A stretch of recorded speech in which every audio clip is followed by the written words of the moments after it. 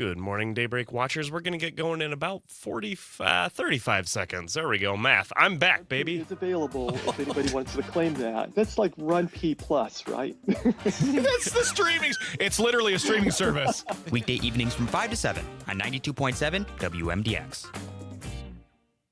Finding support for my child with ADHD felt overwhelming. I didn't know which direction to take, but Understood.org's resources helped guide me. Now I have the tools I need to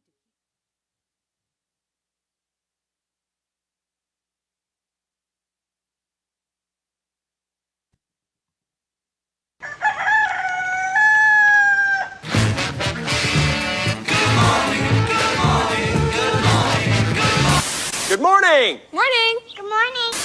Good morning. Good morning. We've talked the whole night through. Good morning. Good morning to you. This is where Wisconsin wakes up. It's Daybreak with Brian Noonan and Jamie Martinson. Here are your hosts, Brian and Jamie. Good morning, Brian Noonan with you on Daybreak. Jamie is out of town for the week, but she will be back with us next Monday. It is Wednesday, 6:07 a.m. Hopefully you're doing well. You're off to at least a modicumly of happiness in your start of the day. It's very drowsy for most of us. Frank is here because Jamie's not, but Frank is always here. And look who's back. Guess who's back? Back again. Parker's back. Tell a friend, if I may paraphrase Eminem for just a moment. Hello, Parker. Welcome back. You were sorely missed in the Boyquarium. Sorely missed. Wow. Sorely missed, sure. Because, like a lot of people, I am a creature of habit, and I don't like my routine messed up. And you know our routine. But, Frank, share the big news with Parker about yesterday's show. Parker, this is, again, I don't... I respect the job you do. Yeah. But yesterday, Frank, I had no trouble with one aspect of the program, did I? No. I hit every break. He did. No, he didn't. Yeah, I swear on my life at the end of the show, because I didn't want to bring it up. Didn't want to jinx it. Didn't want to jinx it. No, you can't jinx it, no. I was in the groove. I had no hitter going. Wow. But at the end, I just immediately started laughing. I said, "Did you hit the post on every single break?" He goes, "Yep, I had no issues. Not once." Wow. So, wow, okay. There's just something about you that creates a mental block. Well, it's either me or, let's just pretend for a second that he hits a post every time today. Debatable. He won't. Maybe. He won't. Maybe. Wow. Fingers crossed. Maybe. All right. Maybe I turned a corner yesterday, boys. Maybe yesterday was the day that it all fell into place. Or maybe you like little change of scenery and you don't even know it. Maybe you liked having Zommers here, and he's the reason you had so much success. Maybe I was just trying to impress Zommers, and I don't feel the need to impress you anymore. I'm taking you for granted, Parker. You think that's what it is? Yeah. That I wanted the honeymoon stage. Yeah, I get it. Yeah, I wanted Zommers to come off and go, man, that is that Noonan knows what he's doing. That guy hits the break every time. Leaves a couple seconds for the bump music. Everything is fantastic. Man. What's funny is I warned him, too, that you would probably miss the D-blocks. Did you warn him? I warned him about the 5950. Yeah. I was like, don't bring it up before he does That's even better. Parker now looks like a lunatic. He does it once. Just make sure. That explains the email yesterday, just from Zommers going, I don't know what Parker was talking about. You were a joy. I don't know what that meant, but... So you're back, Parker. We'll see what happens. You know what else? Zommers doesn't flail about as much. He doesn't flail about. Oh, yeah? Yeah, very calm in his chair. He doesn't sweat quite. Well, I mean, if you weren't messing up. That's well, it. You didn't go over. He didn't flail around as much. I wouldn't have even noticed it had Frank not brought it up yesterday. So, yes, this is a little self-serving, but I just wanted to let you know that it can be done. Okay. I like it. I don't know why. With you, I hope you've turned a new leaf. I hope I've turned a corner too. Yeah.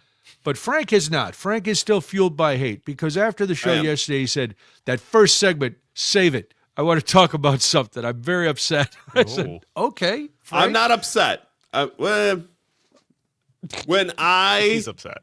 You got a beef? No. When I said something to you yesterday, Brian, after the show, and I said, Yes. save me that first break, I wasn't upset. Okay. Later on in the day, I saw something that did make me upset about this topic, so we'll get into both of those. Good God. All right, perfect.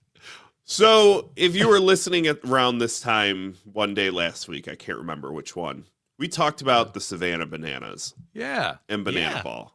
Love the It's bananas. fun. You Fun, So love the I bananas, saw- don't you, Frank. I saw an interview come across my TikTok. And it's this guy, Alex Tantum, who interviews a lot of baseball players. Okay. And I was like, I would love to use this audio. Now, we don't own the rights to the audio. So course not. I went the extra mile and I reached out to this content creator asking Oh. permission to use this audio for our show, to which he agreed. So Okay. we're going to play a little bit from Wow. Nick Castellanos, a player for the Philadelphia Phillies, on what he thinks about Banana Ball. Bananas is very popular with kids because of all of the antics, you know? So if they hit a home run or they do something and just like act a fool, having a son that's in travel baseball, kids are acting a fool. Kids are the future of the game. So, you know, where do you draw the line between let the kids play and anything goes and having respect for what it means to be a Major League Baseball player? That's right. Boo-hoo, boy. Frank. You know, we All have right, to set a here's good the thing. example for the children, guys. Stop it. First of all, I'm going to harken back to Charles Barkley sometime in the 80s. I am not a role model. Let's go all the way back. Second of all, everybody who plays Banana Ball has some fundamental background in baseball. They know how to play the game. Just because they add some flair to it doesn't mean they disrespect the game. This But guy kids are this guy- emulating. well, then their whose job is it? antics. Whose job is it to say that's for Banana Ball? This is for The baseball. parents The aren't parents going and to the parent coaches. Brian. The coaches then. The coaches go, hey, we don't put up with showboating here. Well, the Bananas do it. Well, then go play for the Bananas. We're not the Bananas. You have to learn. It's like anything. In order to make changes, you have to know the basics. So you teach kids how to play baseball the traditional way. Then, if they're playing on their own or they want to go on, but all these guys in Banana Ball played minor. They played college. Some of Yes. them, a lot of them played in the minors. They respect the game. They're just doing it a little different way. And they're doing it to market to a different audience. That doesn't mean people who are baseball traditionalists are never going to give up the traditional game of baseball. But you can have alternatives. You think people started whining when softball came around?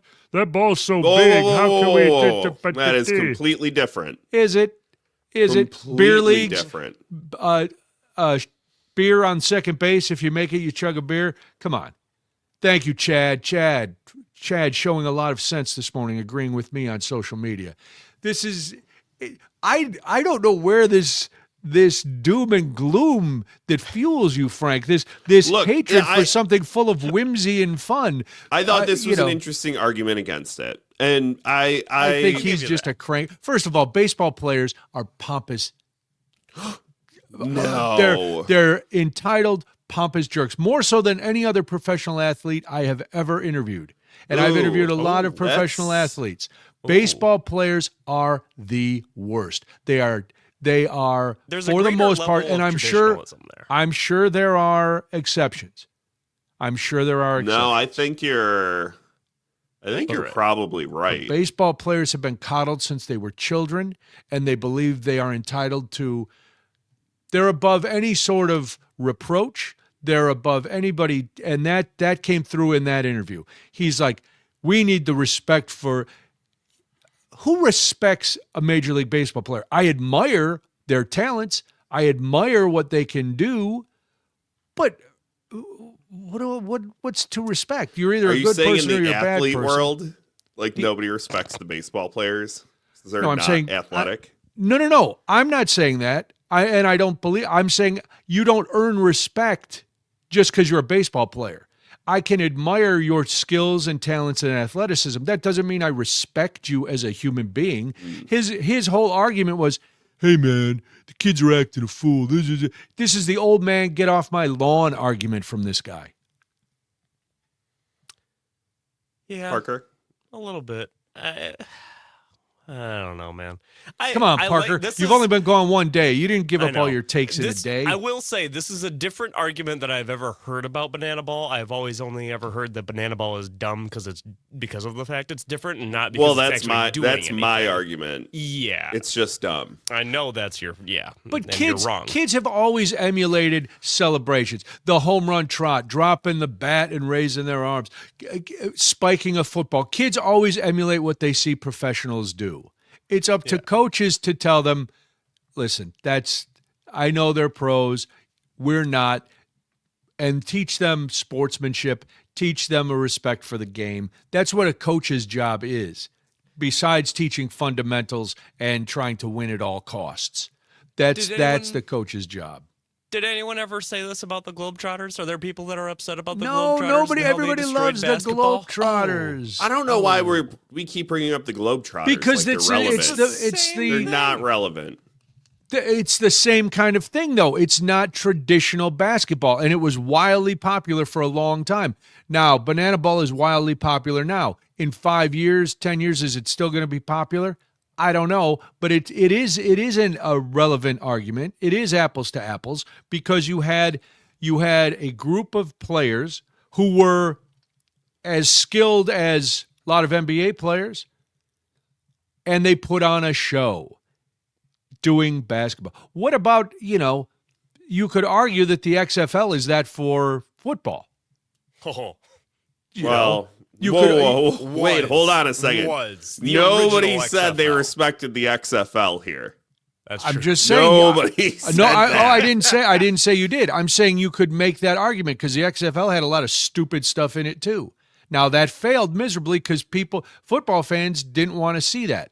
Baseball, since baseball is played by younger people, they're the kids and women and everybody, and people just want a break and they want something fast. They want something theatrical. They want to be involved in something where everybody's happy for 2 hours and that they can afford to go to. So that's why I think Banana Ball is so popular. Brian, what are you making that face for? Banana Ball sets its ticket you price. You said something. Look. What did I said? You said everyone deserves that happiness for a couple hours. When you should know more than anybody here, sports isn't about happiness. It's happiness for the family that can grow. It's about for Banana Ball. It is. It's not. See, that's teaching the kids a wrong lesson about fandom too. This is not about happiness. Everybody wins. Everybody goes home happy because it was entertaining. It's. I hate this team. I don't know why I root for this team. And then you get like one or two moments in your life where you're like, thank God I love this team. This is the best thing that's ever happened to me. And you have the highest highs and the lowest lows. Banana Ball doesn't teach you about being a fan. But Banana Ball has winners and because losers. You don't follow it. You don't follow it, Frank. That's why you don't who follow it. Who follows it? Oh, man, I hate the clowns and the tailgaters. Millions of people, Frank. Millions are following the league. People went to their game at Kyle Stop Field it. a couple weeks. Look how many people go to the games. No. You said people going to the games and people following the league are completely different. Correct. Yes. You cannot convince me there are millions of people following the league. I'm keeping stats. Oh. I don't keep stats on any This will sport. not be the end of this conversation. I boys. guess not, especially when we go to a game. It's going to be. Oh, I think we need to reach out to it. There's nothing wrong with a little fun, Frank. I know that's not how you roll, but there's nothing wrong with a little fun. All right, well, when we come back, should a politician be forced to resign because of a stupid comment, or should they stay and face the music? We'll get into all of that. I'm Brian Noonan. This is Daybreak, and this is the Civic Media Network.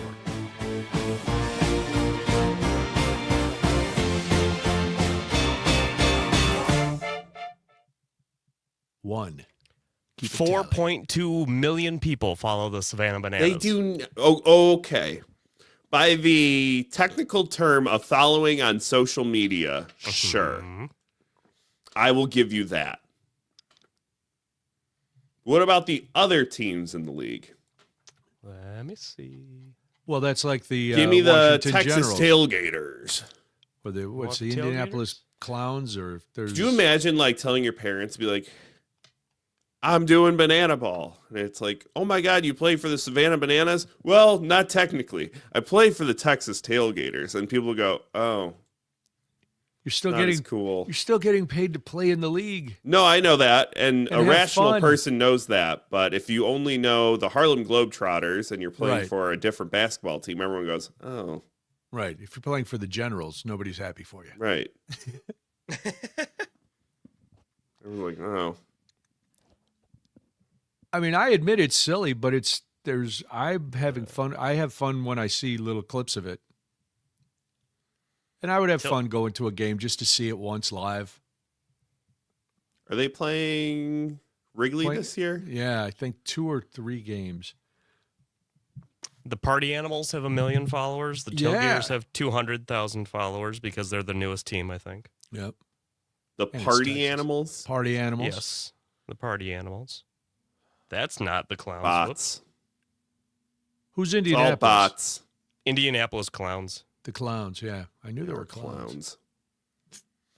I love that. I hope this is a made-up radio It anger is. for you, Frank. Yes. Because I'm like, good Lord. 50, I'd say 50-50.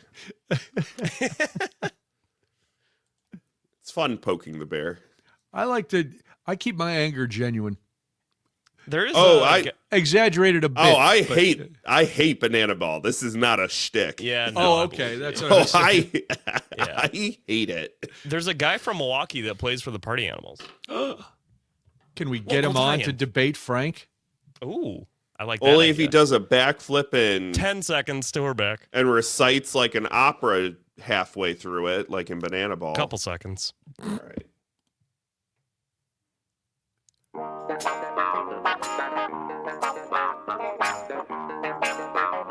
Wisconsin wakes up here. Back to Daybreak with Brian and Jamie. Good morning. Welcome. Glad you're with me. Jamie is off this week. She'll be back next Monday. But we've gotten Frank into an ice bath to cool him off after his Parker. I can't understand his anger and hatred toward Banana Ball. It seems like such an innocent, fun thing for families and people to escape for a few minutes. He's cranky and curmudgeonly. He's cranky, curmudgeoned. He is truly a man who thrives in his hatred. I'll tell you something. Goodness. It's Pure goodness. shocking to me that I have met someone who's more cranky and hate-fueled than myself. Because normally that burden falls to me exclusively. So it's nice to have a part where I can go, hey, I'm a defender of whimsy, while Frank entrenches himself in that hatred. So it's good. It makes me happy. Frank's hatred makes me happy because for once I could be on the sunny side of the street. Yeah. Never thought you'd be on the sunshine. Never. I am the Lord of Darkness. But I don't. And listen, I am normally, and sometimes I do make stupid statements. But when it comes to politicians, we seem to hold them at a higher regard, which we should. We don't want to hear our politicians making dumb, offensive comments. Sometimes people just don't know, and that's the question. Should a politician be forced to resign because of a stupid comment, or should they just live with the recriminations of that statement and face the public scorn? And can things actually be, and this term has always bothered me, but it's true in some cases, a teaching moment? For example, a few weeks ago, I used a phrase on this program that I've used my entire life. I had no idea that people thought it was offensive. And honestly, because when I used it, I didn't use it as in a derogatory way. I didn't know people took it in a derogatory way. But I was told that, yes, people do. And we had a little debate off the air. We Googled it and we tried to figure it out. And so I learned something. I learned to keep my mouth shut. That's not true, or I wouldn't have a job. But I learned that, sometimes you just have to be careful. Now, does a teaching moment and a forced resignation go hand in hand, or does the resignation then turn people against learning altogether? I know those are a lot of questions, but once I start explaining, I want to hear your thoughts at 855-75-CIVIC, 855-752-4842. This all goes to a Republican representative in Virginia. Her name is Jen Kiggins. She faced calls from Democrats to resign for agreeing with a radio host.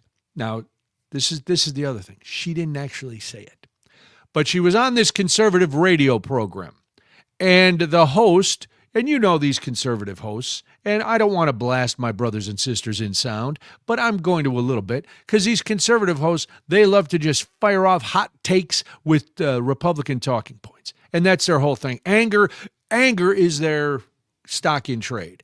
But anyway, he made a comment that Democratic lawmaker Hakeem Jeffries should get his cotton-picking hands off of Virginia. Now, we've all heard that phrase for our entire lives.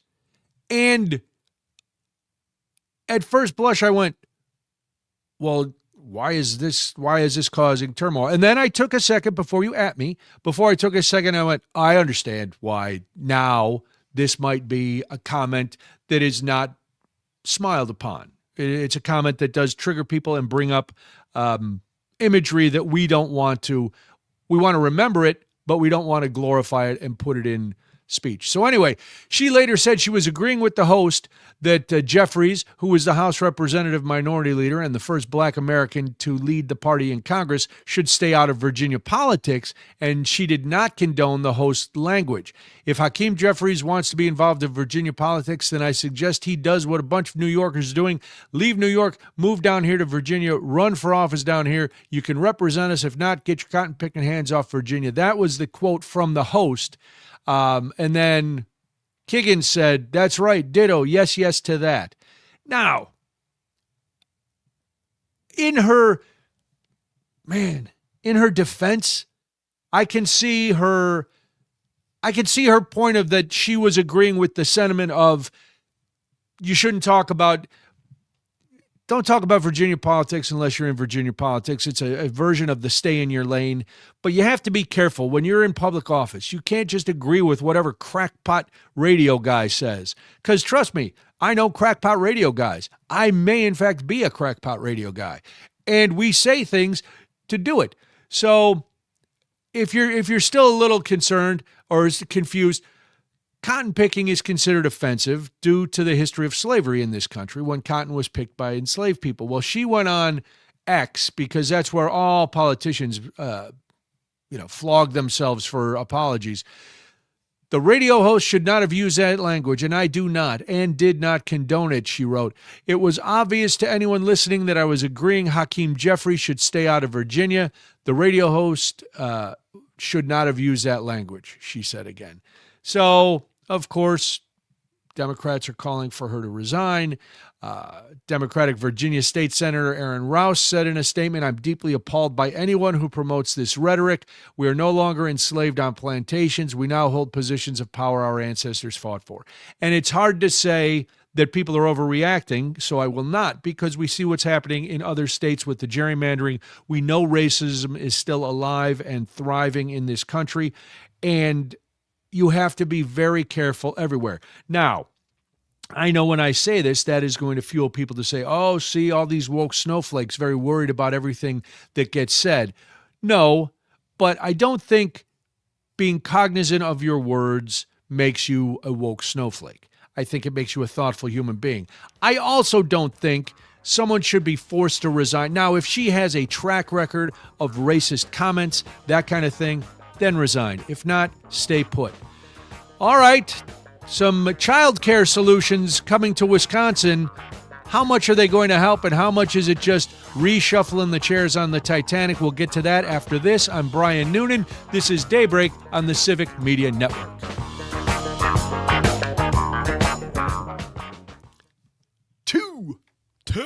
Two. Here we go. Off to the races. Oh, my. I know the show within a show was a little boring yesterday for a lot of people. I was very sleepy, and Zommers was not as chatty as you, Parker. He didn't carry it by himself. Well, in his defense, he had never done it before. No, yeah. He did tell us other people called it different things. I was like, well, okay. Secret show. Secret show, yeah. Yeah. That was the one he quoted. Secret. We don't want to be like everybody else. Well, I'm not going to use somebody else's name. Somebody else's handle. What am I, stealing radio bits now? All right, top 40 DJ using a service. I told you. Yoink and twist. You can take somebody's idea, yoink it from them, twist it, make it your own. Yeah, well, sure. But we are doing it. We just named it something different. I like that the people who watch the stream get a little access and get to send some messages that other people don't. I like any sort of exclusive club. Unless I'm not invited, but if I'm part of it. So if you're watching on the stream, you're behind the velvet rope. You get access to us that a lot of people don't, for better or worse. I'm not saying it's the best thing in the world, but it is a fact. So take that as you will. Start your day feeling like a big shot. That's what we like. Huh.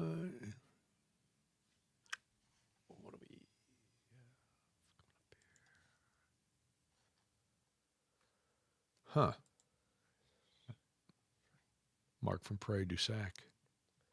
Bringing up something I'd never heard of before.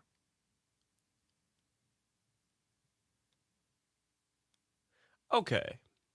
Yes. Whimsy. That is a word. Yes, it is a word. That has suddenly come up a lot in like the last couple of months. Has it? Just here or everywhere? Everywhere. I don't know why. I don't know either. I'm sure that's happened with other words. But it's a word that hadn't been used in a long time. I don't know why people brought up whimsy. I think because we're searching for any sort of peace and happiness in these troubled times. Plus, it's a good descriptive word. It is. It's a good word. It threw me off to hear it more than once in a month. Yeah. Like, who's using that word? Why are you... Yeah. Nobody's... Whimsy? Huh? Whimsy. Just lighthearted. Go with that. Yeah. But it sounds... Whimsy sounds more fun. It does. It fits it. It sounds like what it is. What is that, an onomatopoeia? No. What's it when a word sounds like it is? I believe onomatopoeia. I think so too, but I said something. I said something yesterday, and I was sure of it, and then I second guessed myself, and Frank corrected me that I was in fact correct the first time. So, see? Yeah, I know. Like sometimes I don't trust my own recall, because I've realized a lot of times it's not that I can't remember things; it's that I don't pay attention the first time. Yeah, I never pay attention. I got a million things on my mind.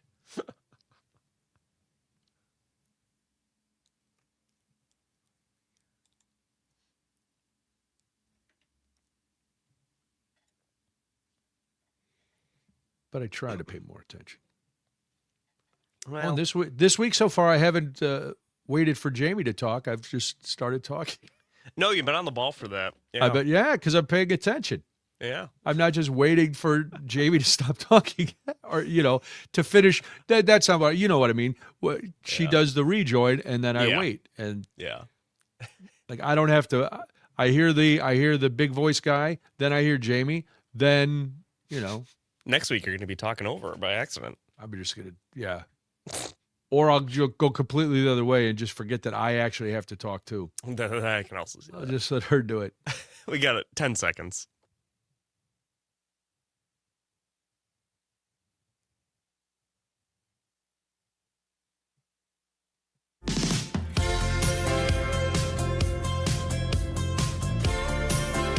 Local news, community stories, and the conversations that matter most.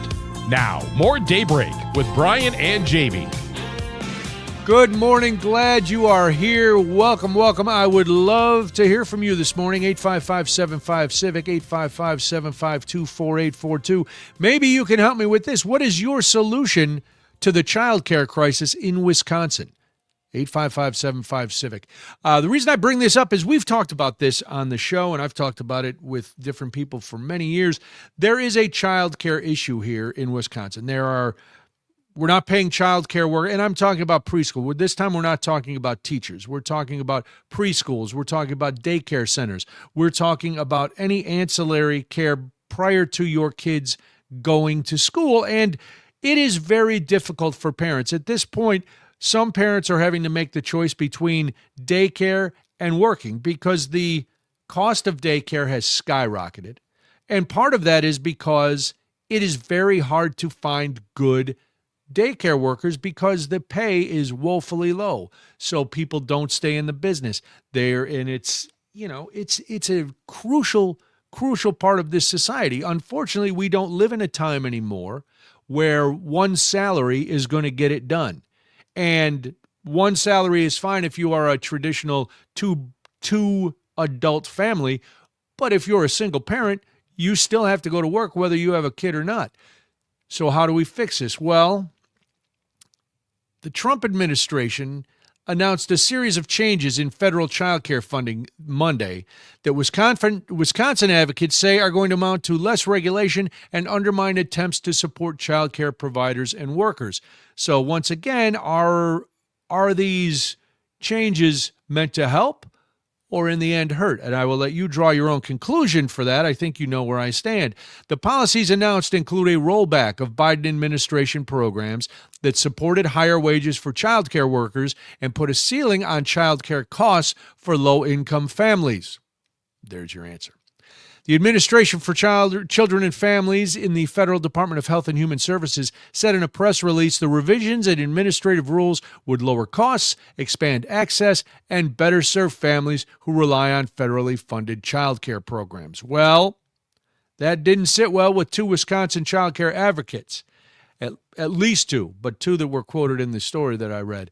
They said the proposals seem unlikely to live up to those expectations. And where have we heard that before with policies coming out of this administration? We cancel stuff that was working because it was implemented by another president, especially a president from another party, and we think we can do better. So we just slash those programs and we say we've got the concept of a plan.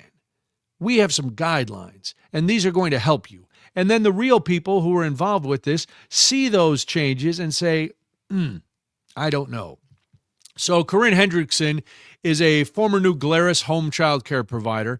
She said there's nothing saying there's going to be more money. They're just allowing states to move the money around in different ways. Now, Hendrickson is the co-founder of a child care advocacy coalition that includes providers and parents. She closed her child care business in August because she said she would have been forced to increase rates more than her families were willing to pay. She's campaigning for the Democratic nomination for a state Senate seat, which is one of the reasons she's speaking out, the other because she was intimately involved in this industry. Ruth Schmidt is the executive director for the Wisconsin Early Childhood Association. She said the proposals are reversing support for policies aimed at addressing long-standing child care challenges. Now, the actions announced Monday affect the Federal Child Care and Development Fund, which states use to cover the cost of subsidized child care for low-income families. They also help with the federal government's funding for Head Start childcare and preschool programs. They include direct guidance to states as well as federal rulemaking. So here's where it gets dicey, because this is where they start to tell you what you're supposed to do and how you're supposed to do it. And I would love to hear from you. If you are a child care worker, if you have a child care center, if you send your children, drop them off at childcare on your way to work. Maybe that's what you're getting ready to do now. What's your solution for the childcare crisis here in Wisconsin? 855-75-CIVIC, 855-752-4842.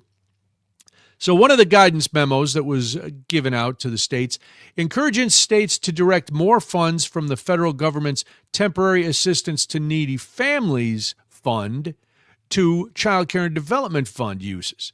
It also states that states can use TANF, which is the Temporary Assistance for Needy Families money, to, quote, support needy married two-parent families in which one parent works and the other cares for the child at home.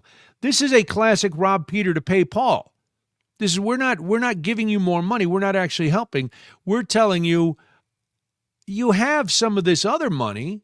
Why don't you use that? Without saying, okay, once we take money from the Temporary Assistance Fund and give it to the Child Care and Development Fund, what do we do when we need money in the Temporary Assistance to Needy Families Fund? We've already given it over here. So they're not really increasing any help. They're just saying, we're not gonna get mad if you move your money around a little bit. The agency also sent governors a letter promoting the changes and calling the rescinded requirements one-size-fits-all federal mandates that raise costs, limit supply, and crowd out providers. Schmidt said that the changes won't improve child care quality and won't help support a system that would encourage professional child care educators to stay in the field, which makes perfect sense because we have seen this for years. This has been an ongoing thing. It's not like all of a sudden we got to 2026 and we went, oh, wow, all of a sudden we don't have any more child care workers. No, this has been coming. We've been hearing about this for a long time. So I know anytime we ask this administration to pay for things that are not Border Patrol or the military or gold decorations for the Oval Office, anything that actually helps people, that is almost a non-starter. And the fact that we've got departments that are supposed to be taking care of us, like the Department of Health and Human Services and the Administration for Children and Families, that are supposed to be overseeing this and trying to help states out, they're not. They're not. So where do we go? How do we turn this around? You know, we're going to talk a little bit more about the state of this big spending bill that the governor is expected to sign if it passes the legislature here in Wisconsin, that is going to fund schools a little more. But that doesn't really take into account early childhood.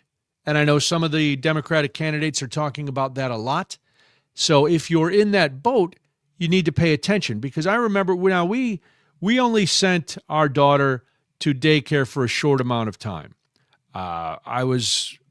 We had just moved to California, and both my wife and I were working, and so we took her to childcare then, to one of those, it was a kinder care kind of thing, where she sat in circles on the floor with the Funky Frogs. That was her group, Parker, the Funky Frogs. And we still use quotes from kinder care. You get what you get and you don't have a fit. That's one of my favorites. So we still use that to this day. But man, oh man, when we first moved to California, I did not have a full-time job. I had a part-time job as I was looking for other things. My wife thankfully had a full-time job, but childcare, there was really no reason for me to have this part-time job because all of that money and some more went to pay for childcare. And that has only gotten more and more expensive as the years have gone on.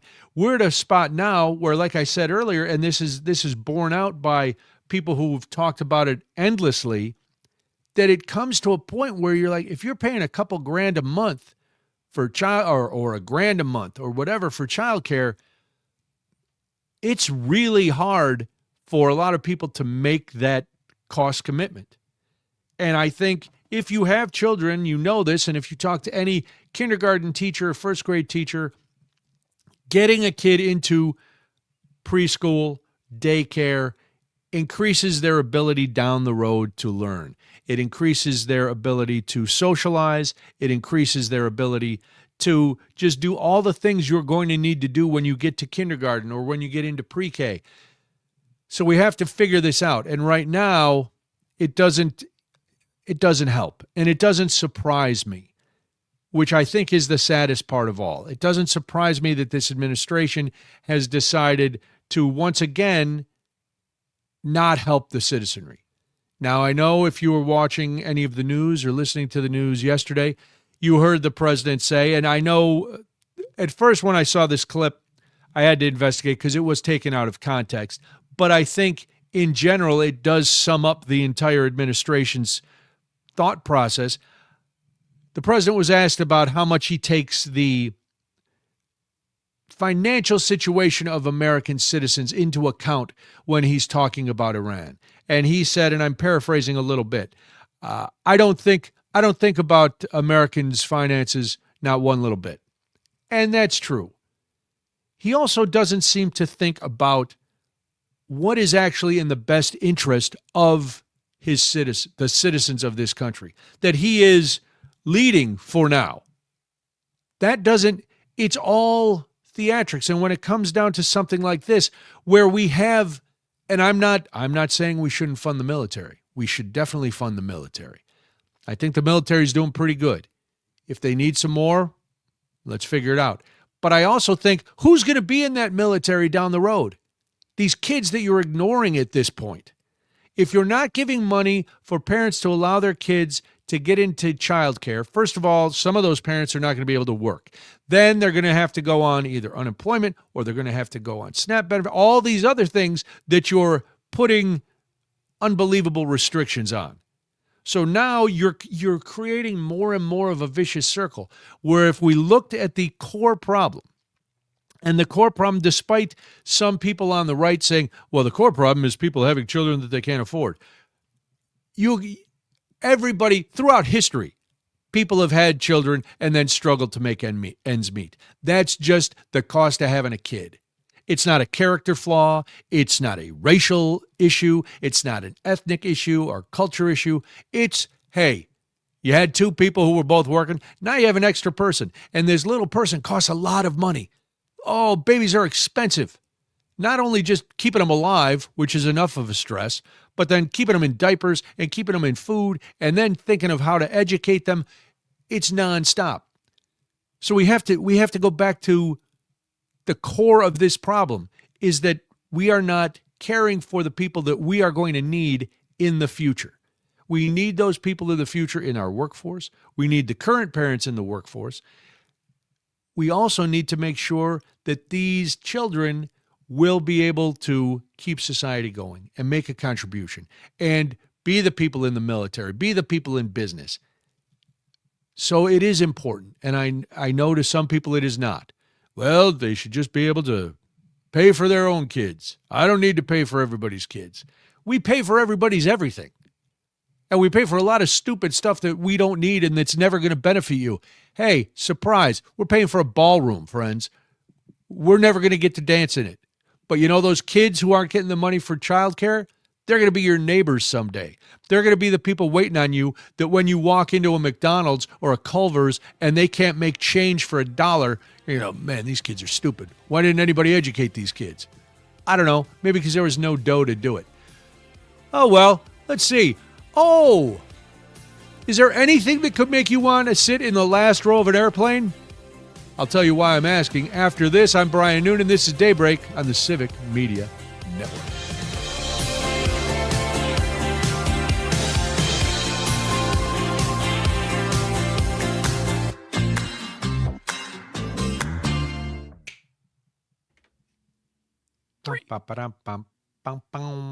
Yeah, man.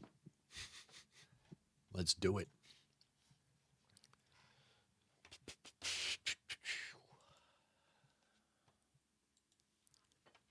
We were talking about this yesterday, and we've talked about it before, training, letting people know it's okay to call and text.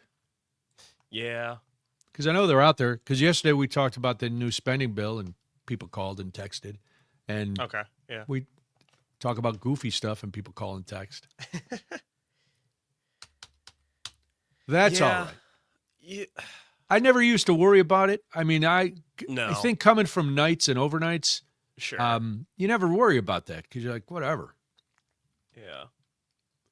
And if people have, if the shows that were on in the mornings never really took callers or stuff, I know John and Gordy did, but the same people. Network morning show didn't. Yeah. So, yeah. That's all right. Yeah. Working on Oh, my goodness. Well, my last piece of wardrobe for the wedding has been ordered. Oh. Yesterday I took... Is it a top hat? No. Oh, jeez. Parker, I don't know if I've told you this. No crying, no bits. That was my edict for this wedding. Yeah? No crying, no bits. Okay. For the officiating. And everything was... all my clothing for the actual day was very much regulated, from the color of the shirt to the pocket square to exactly what she wanted me to wear. So I was like, okay, but I was like, it's always hard for me. I have long arms. I think you do too.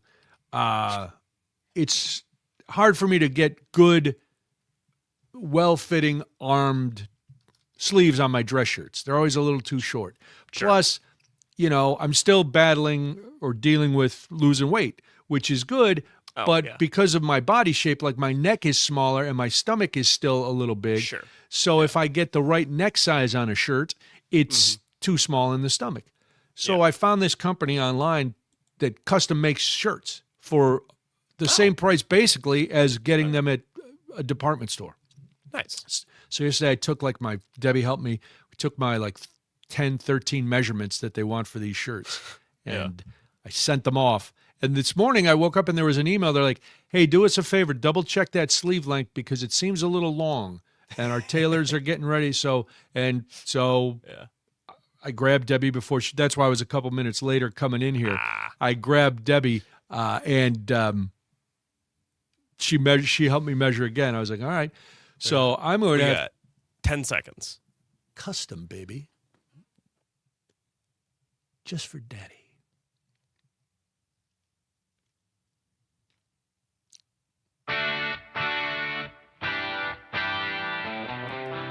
Fairly solid and better than expected. It's Daybreak with Brian and Jamie. Here we are. It's Wednesday. Jamie's out of town. She took a plane. I love to travel. I, like most of us, do not like having to deal with the whole... If I could just teleport to all these places that I want to go, I would be the happiest man on the planet. Because I wouldn't have to deal with the airport and I wouldn't have to deal with the planes and the robber barons who own these airlines who make the seats smaller and smaller while I do not get shorter and shorter. I will always be, until I get very old and begin to shrink, Parker, which happens. But right now I am 6'5", and they do not make, and I've said this a million times, and Frank will agree with me as another tall human being. And Parker, you're pretty good size too. You're pretty tall. It's frat guy 6 foot. Yeah. Yeah. So, frat guy 6 foot. So you're 5'4"? That's close. Nice. I almost said 4'5". You're 4'5"? So they got a phone book there in the Boyquarium? What happened? Oh my gosh, I'm surprised you could see over the console. This is a high stool, actually. I'm glad it's not the high chair with the tray for when you drop all your Cheerios that you're eating during breakfast. All right, only so during lunch. The point is that most of us hate getting on a plane. And what you really hate is if you get stuck in that last row. The one right by the bathroom, where I am blessed in one way that I don't have a sense of smell. So the times I've had to sit back there, one, it's been awful because everybody's lining up to go to the bathroom and you're just, the flight attendants are banging into you as they try to get things into the galley and you can't really recline because it's the back row and you're right up against the toilet. But what if I told you, Parker, that the last row could become a semi-private retreat? Would that pique your interest? Would that make you say, ooh, hold on a moment? Semi-private, tell me more. Yes, well, imagine, if you will, Parker, a secluded pod, screened off from the aisle or bathroom noise and built to give you more space for carry-on luggage. Does that sound appealing? I mean, yeah. All right. I wouldn't mind having that. I wouldn't either. Now, again, the drawback, it's the final row of the plane. It is called a Sky Nook, and it is in a concept phase now, but it was showcased at this year's Aircraft Interiors Expo in Hamburg, Germany, where all the great expos happen.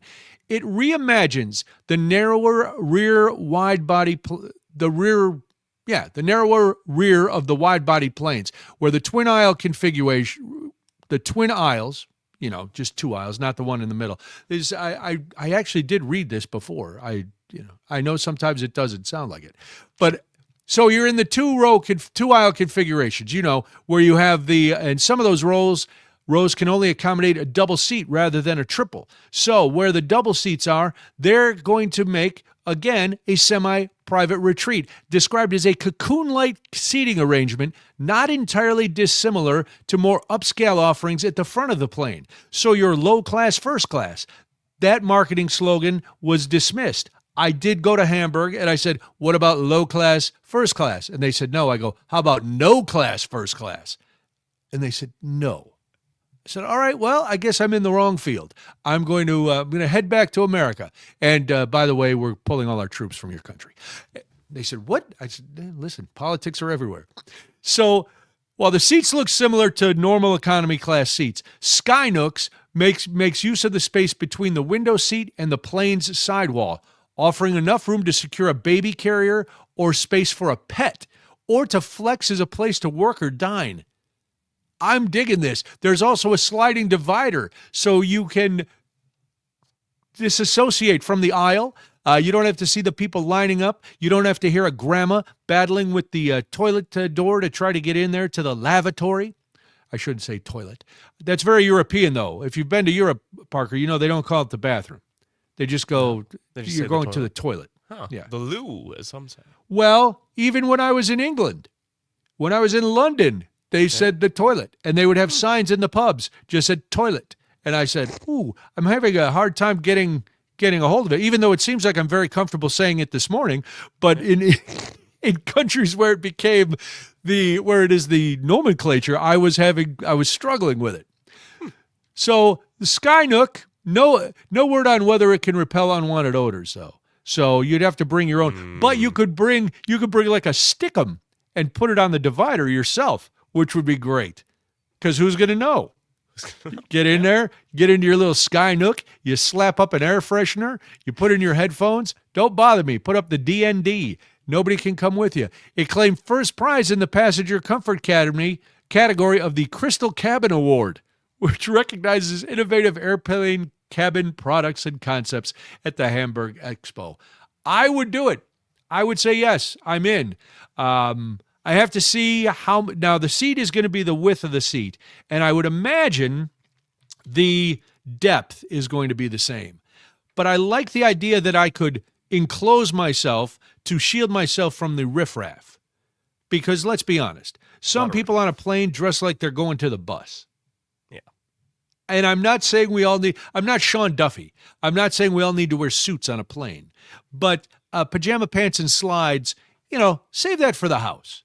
You can wear comfy clothes. I'm all about comfort when I fly, but I also don't need to look like, like I've just I checked my shopping cart before I got on. I hope is that offensive? Probably is. I'm going to find out. Well, we'll see. But anyway, I want to look like I'm housed. After this, we are going to, oh my goodness, yes. We are going to make sure that we get into some stuff you need to know. I want to take a moment to remind you that we have brand new social media pages. Yes, we do. We are on Facebook and we are on Instagram. It's Daybreak with Brian and Jamie, so please go there, like those pages. And if you miss any part of the program, I would urge you to go to Spotify. I would urge you, it's imperative that you go to Spotify.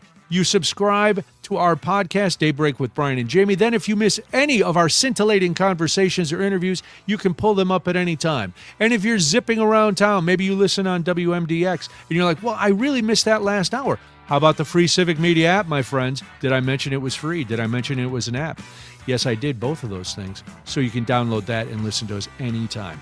When we come back, it is time for some stuff you need to know. This is Daybreak. I'm Brian Noonan, and this is the Civic Media Network.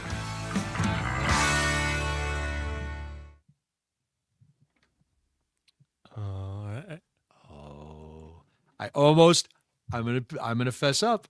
I almost went out a minute early? at 59.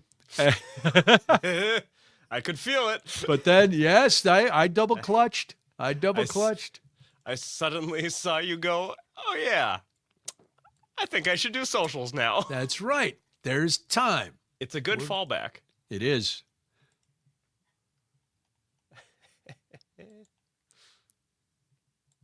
But you saw it. Nobody knew it. No. I'm the only one watching you every second. I know. Maybe that's it. I knew Zommers was preoccupied. Yeah. Why can't I get into WordPress?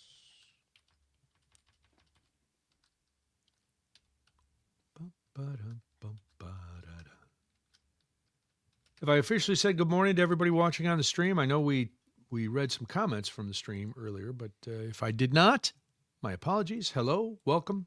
Glad you're watching on the stream. What the hell?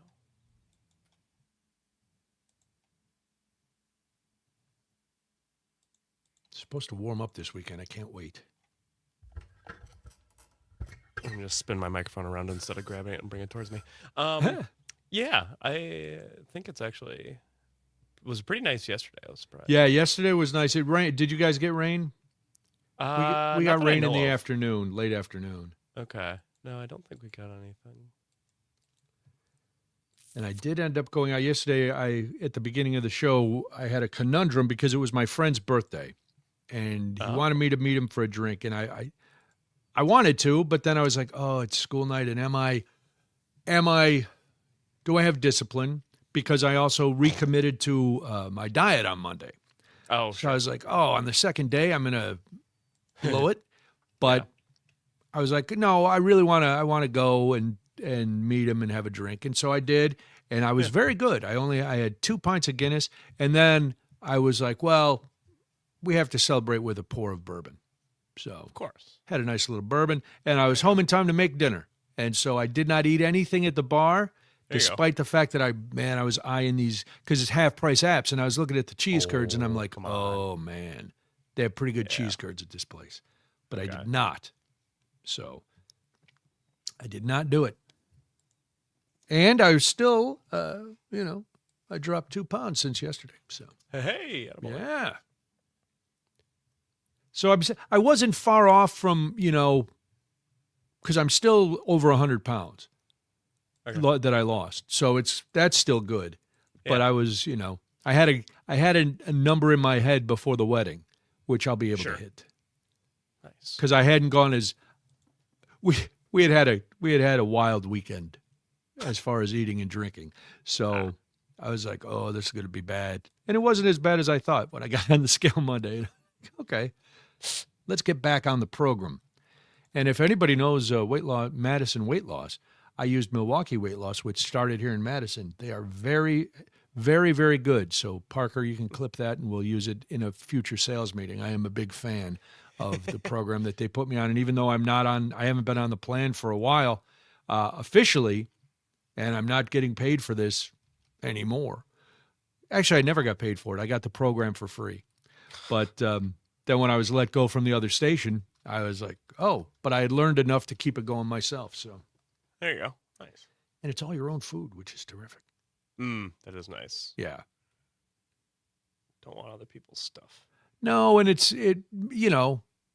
you learn, it's more of a lifestyle change than a diet, because it's just, what you can eat, and that, they were big proponents of 80-20, where 80% of the time you follow the program, 20% of the time you do whatever the hell you want.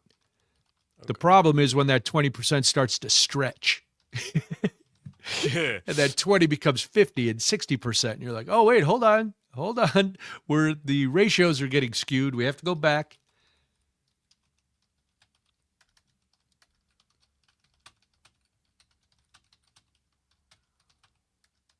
Because I got to look good for the wedding and be in the pictures. Very nice. Sorry, No, you're busy. I'm just trying to entertain the folks. I'm like half listening to you, half trying to figure out what is happening. There's a slight issue with the podcast, and I don't know why. Oh, no. Yeah, blame I don't Zommers.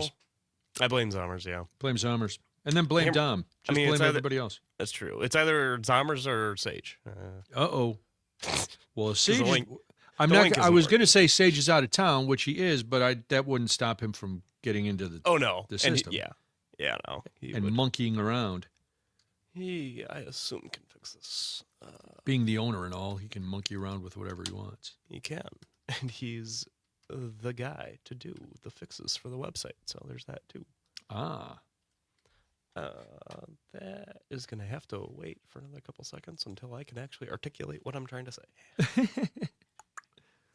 And 15 seconds till we're back. Okay.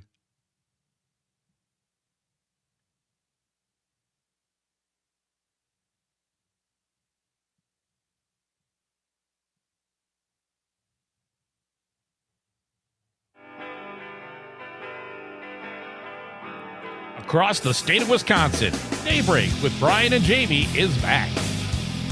Good morning. Welcome to hour number 2 of the program. 7:06 on a Wednesday morning. I am Brian Noonan. Jamie will be back with us next Monday. Frank is here. Parker's here. You are here, and that's what's important. And as we do at the beginning of every hour, it's time for a little you need to know. It's a wake-up call in more ways than one. Time for some you need to know. Well, if you remember yesterday, we talked about the president floating the idea of getting rid of the federal gas tax for a little while, and we talked about how it was about 18.5 cents, and was that ever going to really make a difference to anybody? And the president said, well, money's money, which is true, and we figured it would just skate through. Well, that's not really the case. Congressional leaders are pumping the brakes on the president's plan to suspend the federal gasoline tax. They're wary of taking a political gamble with relatively little payoff for Americans at the pump. So where does the gamble come from, and why are we not going to really be affected? Well, I told you, 18 cents a gallon is not going to make that big a deal when gas is at $5. Republicans and Democrats alike, though, are agreeing on this. They said yesterday that they're open to the idea of temporarily lifting the 18-cent per gallon tax, and that they'll discuss the possibility over coming days. But at the same time, one day after Trump's call to action, more than 2 months into the Middle East war that's caused these prices for fuel, both gasoline, diesel, everything, to shoot way up, congressional leaders were not throwing any weight behind legislative proposals. They're preferring instead to wait and see whether Trump will make a more direct appeal to Congress, which, as far as it goes, he needs to. He can't unilaterally decide. Not that that has stopped him before, but he cannot unilaterally decide. I'm sorry. My tongue is not cooperating with me this morning. And that's a sentence you probably don't usually hear from people, but it's true. So anyway, they're going to wait and see. Because, like I said, he can't just decide to drop the tax. He needs congressional approval for that. So Mike Johnson, the man who is usually bends over backwards to do exactly what Donald Trump said, came out yesterday and said that it is certainly an intriguing idea, which is corporate speak for, yeah, we'll not be doing that. But hey, interesting idea. No stupid questions. Yes. So Mike Johnson said, like I said, an intriguing idea, but that Republicans have to wait to assess and consider potential unintended consequences before they move forward with the bill. House Majority Leader Steve Scalise from Louisiana, he helped set the chamber's calendar, did not promise a vote on the issue. So on Monday, leaders were said to be discussing how to proceed, according to people familiar with the discussions who were granted anonymity to speak candidly. Now, the trepidation for now to lift the federal gasoline tax underscores what Republican leaders are worried about directly confronting the Iran war's impacts, and marks the latest flashpoint in Congress's broader efforts to address energy affordability. That's one of the biggest issues that is framing the midterms. Republican and Democratic lawmakers have pitched bills to temporarily suspend the gasoline tax.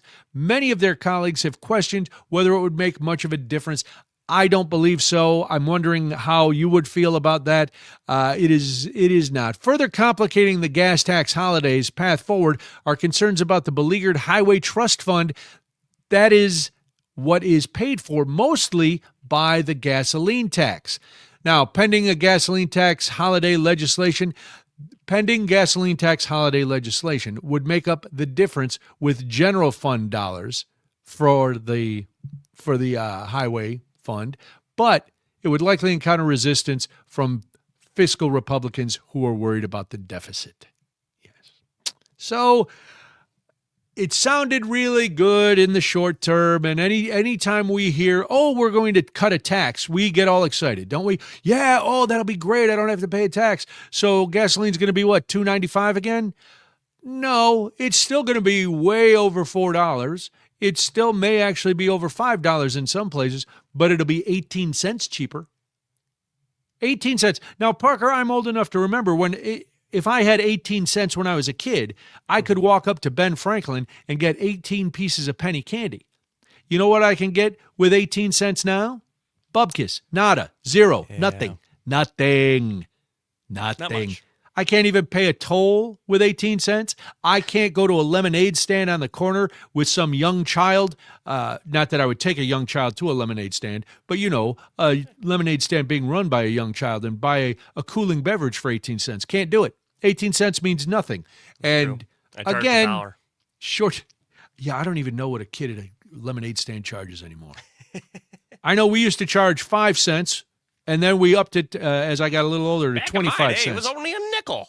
It was only a nickel. And 2 kids would man the stand, and another would ride around the neighborhood just screaming from his bike, lemonade, 5 cents, lemonade, 5 cents. It was an idyllic time, Parker. That's good advertising. It is. Listen, none of us had degrees. We didn't know target marketing. We didn't know our demo. We didn't care. We didn't have social media. That was social media. Riding around the neighborhood screaming was our version of social media. All right, what else do we need to know? Well, here's more good news, friends. For the first time in 3 years, American wages are no longer outpacing inflation. Oh, I mistook that as good news. It's not. Prices rose 0.6% on a monthly basis, driving the annual rate to 3.8%. That's the highest inflation rate since May of 2023, according to the latest Consumer Price Index data that was released yesterday by the Bureau of Labor Statistics. Economists had expected prices to rise 0.6% from March for the annual rate to climb to 3.7%, but we went a little higher. So prior to the late February U.S.-Israeli strikes on Iran, inflation had increased 2.4%. It leaped higher in March, and now the energy price shock from the Iran war is further compounding long-standing affordability concerns for Americans weighed down by years of fast-rising prices. According to an economics professor at Loyola Marymount University, for consumers, that means the cost of living remains uncomfortable. For the Federal Reserve, it means rate cuts are likely to be pushed in the future. So the post-pandemic inflationary burst was the annual pace of price hikes.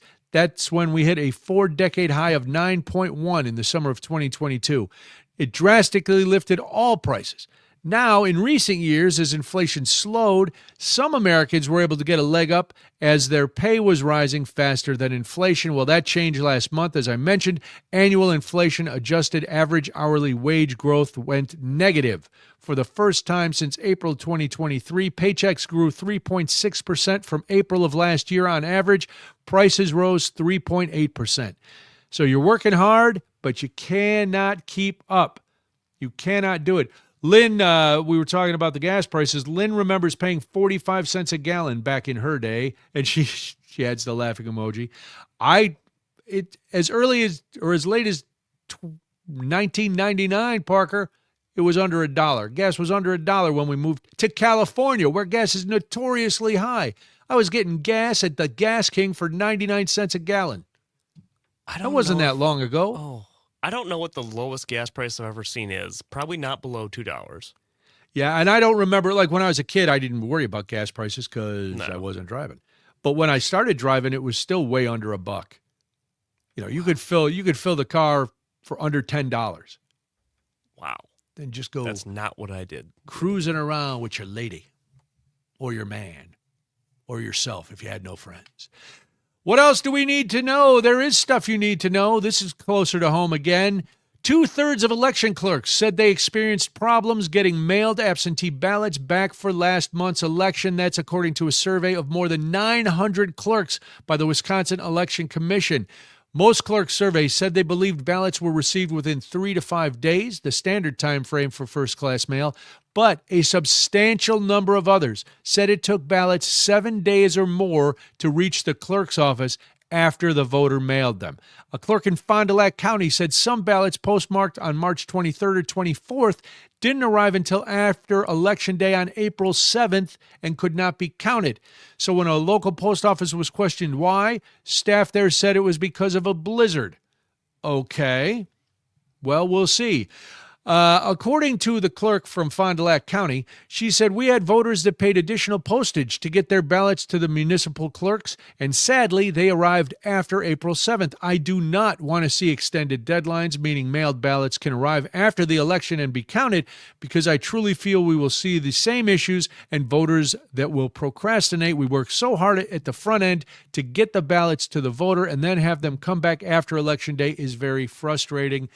Yes. Now, for major elections, Postal Service authorizes extraordinary measures, such as overtime for postal workers. In the November 2020 election, for example, nearly all the ballots were set and were sent. They were delivered to clerks within a week of voters putting them in the mail. 97.9% of them arrived within 3 days. Now, the other delays are caused in part by how the Postal Service sorts and processes mail. Wisconsin is served by 3 regional processing centers. One is in Oak Creek, which is south of Milwaukee, Green Bay, and St. Paul, Minnesota. So that means if you, Parker, are here in Madison and you take your absentee ballot to the post office and drop it off, well, that Madison ballot goes from Madison to Milwaukee, then comes back to Madison's clerk office. And a ballot from a voter in La Crosse, Eau Claire, and Superior leaves the state before it returns. That makes 0 cents. That's what I would call silly. That is very silly. It's almost like Jamie's flight this week. I'm going to have to go to Rochester to fly to Minnesota, to fly back to Rochester, to drive to Minnesota, to then fly to Boston. Makes no sense. So our mail shouldn't be the same. The handling of absentee ballots has been contentious. We talked about this the other day, where some of the 23 ballots here in Madison got to the clerk's office minutes after the 8 o'clock deadline. Minutes. That's ridiculous. It is just, it's crazy. But it's the way things are. I don't know. We'll have to see what happens. But it doesn't. If mail is going from Madison to Madison, it should just stay in Madison. Mail doesn't want to go see Milwaukee. Mail doesn't care. And if you're sorting it, I would think, and again, I'm not a postal worker. I would welcome feedback from postal workers to set me straight if I'm way off the beam. But I would think that if you're sorting it anyway, if you're in a city that the mail is going to, can it just pull that mail out by itself? Why does it have to go somewhere else? Do we have to always? Because I'm guessing before the changes, if you mailed something in Madison, it didn't have to go somewhere else to get sorted. They would just sort it right here. But probably cutbacks and automation and trying to streamline the process made it so that we now have to do things a much more difficult way. So we'll keep arguing about this. Every election, there'll be a problem. Mark at Prairie du Sac points out that Lucy gave psychological advice for 5 cents. Parker, that was back in my day too. You go see the doctor. The doctor is in 5 cents. Yeah. But you had to pay first. She didn't do credit. She doesn't. She didn't bill insurance. It was a private pay. I don't know if I trust her to be given good advice. Well, it's not just the cost that would make you not trust her, or the fact that she doesn't bill insurance. It's the fact that she's Lucy, and she gaslights Charlie Brown all the time. See, there's a problem. She was constantly pulling that football out. So if she's willing to do that on a regular basis, what kind of advice do you think she's giving you? Well, what does that say about Charlie Brown? Well, Charlie Brown was a numbskull. Kind-hearted, big-hearted kid, but a numbskull nonetheless. I almost said speaking of numbskulls, but that would have been rude. We are not. So we're going to talk a little pop culture. Swipe or stay next. This is Daybreak on the Civic Media Network.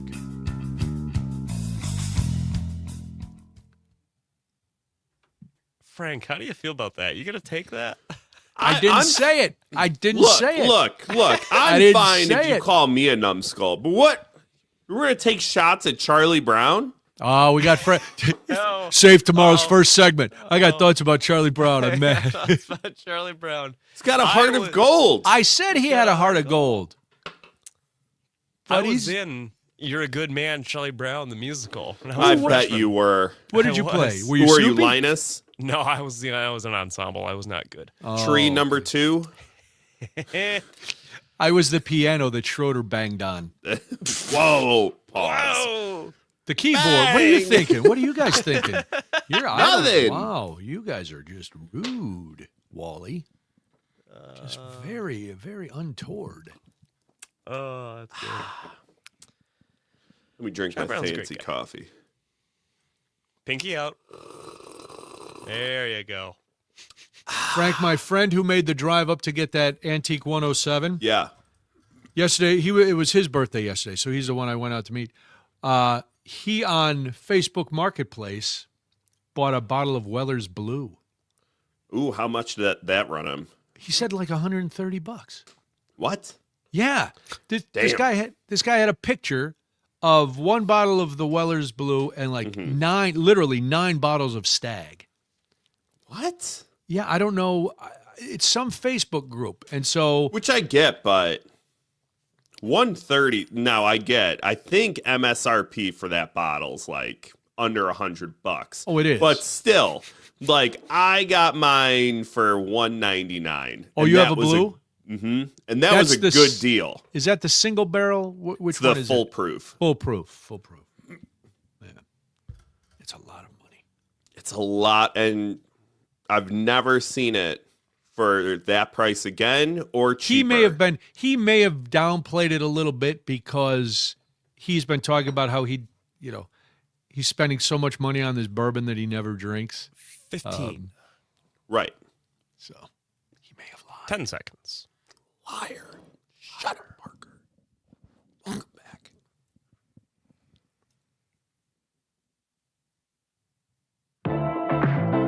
Let's break out of the bubble and see what's happening out there in pop culture. It's Swipe or Stay on Daybreak. Welcome back. It is Swipe or Stay. I find it very hard to not look at entertainment and pop culture headlines when I'm researching the show, but I do not because I love when Frank comes in and gets very upset when we don't pick his stories. So I don't get upset. You seem sometimes you're frustrated. You guys did not pick the story yesterday. Parker, I'm going to exclude you from this. Zommers was in. This is true. And you guys didn't pick the story yesterday about the sitcom house that was renovated and turned into a walkthrough. Because I knew it was the Brady Bunch house. It was the Brady Bunch house. Yeah. All right. Well, Frank, let's play the game. Let's see what we got today. I'm looking forward to it. Let's play it. Parker, welcome back. Yes. So here's the name of the game. It's called Swipe or Stay. I'm going to read some vague pop culture headlines, and Parker and Brian are going to have to decide whether to stay or to swipe on to the next story. So let's get started with number 1. British rock star makes headlines for congratulating the king. Oh, I saw the picture. I didn't read the story. I'm going to stay. You didn't read the story? I did not. Okay. Nope, I didn't read the story. I don't know anything about this. Stay. Oh, Brian, you're going to love this story. Now, here's the deal. I'm going to preface this with what is audio, and I implore you all to go look for it. However, for the radio audience, it wouldn't translate well enough because it's so hard to hear. So it wouldn't be doing anybody any good. So, Sir Rod Stewart is making the rounds today in entertainment news, this time for congratulating King Charles on his trip to our lovely country. Monday's 50th anniversary celebration for the King's Trust at London's Royal Albert Hall, Rod Stewart congratulated the King and his Queen by saying, "May I say, well done in the Americas. You were superb, absolutely superb. Put that little rat bag in his place." Those are not my words. That is the actual quote from Rod Stewart to King Charles at Royal Albert Hall. Who was he talking about? He doesn't come out and say exactly who it was. I think everybody in our audience is smart enough to piece that one together. Who he could be talking about. Put that little rat bag in his place is one of the greatest quotes that will go down in history. But then the weird part was after he said that, he looked at Camille and said, "Do you think I'm sexy?" Good morning. That's Parker. That's a song, just in case. Okay. It's one of Rod Stewart's biggest hits. Okay. If you want my body and just think I'm sexy, come on and let me know. All right. Enough singing from these two morons. All right. Story number 2. Dancing with the Stars adds a non-traditional celebrity to the lineup. Swipe. I don't care. Oh, my God.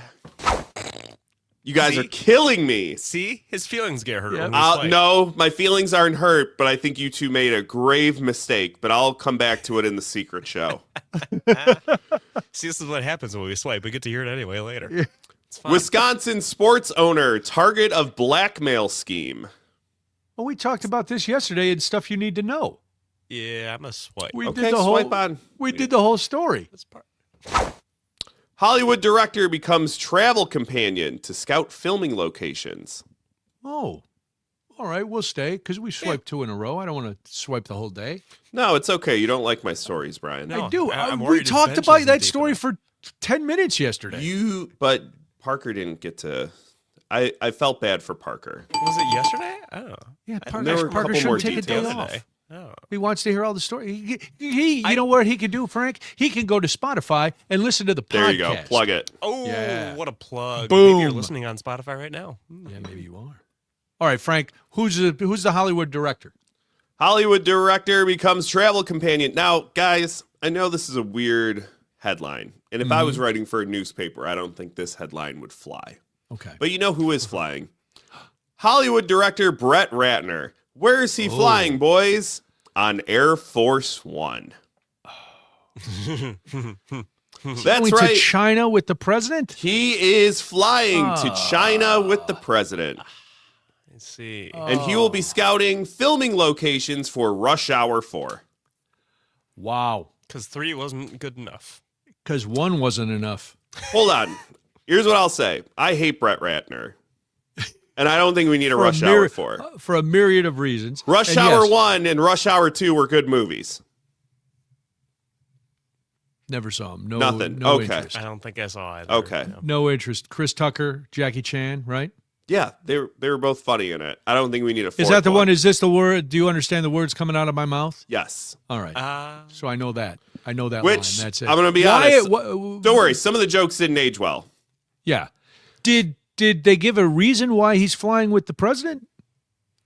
The president is doing business over there. Yeah, and he's going to China. Well, let me tell you. Like this Zuckerberg and Musk, too. Here's what I'll say. This will be Ratner's first narrative feature since he was accused of sexual harassment and misconduct. In 2017, he's admitted no wrongdoing, of course. Of course. What was the last project Brett and Ratner executed? Charlie's Angels? No, that was McGee. The Melania movie? The Melania movie. Oh! The Melania movie. That's why Brett Ratner is back on Air Force One. All right. Hitching a ride to China, scouting some filming locations for Rush Hour 4. The movie that, you know what? America may be down right now. We may be facing some affordability crises. That's all made up, Frank. But you know what will help us? Rush Hour 4. Rush Hour 4. Hey, you never know. It's the weirdest things that bring us together. Well, Parker, to your point, that is correct. It would be very weird if that brought us together. See? Because, as Frank mentioned, a lot of those jokes don't fly today, so I don't know how they're going to clean it up. And isn't Jackie Chan like 106? No shade on Jackie Chan, but he's old. He's old. He's older than you think he is. Yes, and Chris Tucker is not the young, energetic actor comedian that he used to be. One quick thing, Brian. We've got 30 seconds. Donald Gibb, who was Ogre from Revenge of the Nerds, also passed away overnight. 71 years old. Pour one out for Ogre. That's sad. Thank you, Frank. That was a very scintillating edition of Swiper's Day. When we come back, the Attorney General has dire warnings for the media. It's Daybreak on the Civic Media Network. All right. All right, let me get to this. Halfway through hitting every break. Go ahead, Frank. Let me get to this. Dancing with the Stars. Yes. Mm-hmm. Now joining the cast is Jackson Olsen of the Savannah Bananas. And you two idiots swiped on it. Oh, no. It was perfect. Oh, no. The Savannah Bananas are on Dancing with the Stars. We have jumped the Fonzie is quite literally on his jet ski, his water skis, jumping the shark as we speak. Oh, You my said God. you said he's going to be a judge? No, he's he gonna is be a a dancer. contestant. He's a contestant. They He's are a contestant. He is being categorized as a star. Well, in his defense, they're scraping the that's barrel. been It's They've been since Yeah. for years. The They terminology are for star scraping. has been. It's like Scraping. I thought in the headline that you said a judge was going to be weird, not a contestant. No. Okay. Yeah. I definitely he would've must swiped be. even harder. Then. He's the guy they showcase all the time as the dancer, and he does flips and all kind of stuff. He's Is he the got one? Okay. 2 million followers on TikTok. Millions of followers. You said. Millions and millions. Frank. This individual has millions. That So many does the people. team. I would argue 100,000 people do not follow the league. Not by the technical term, I mean keeping up with it. Actually, maybe that's true. I don't know, though. Because there's only 6 teams. Also, I don't hold know on. if they do, like, anything. They They just don't do put out tours. box scores the second day.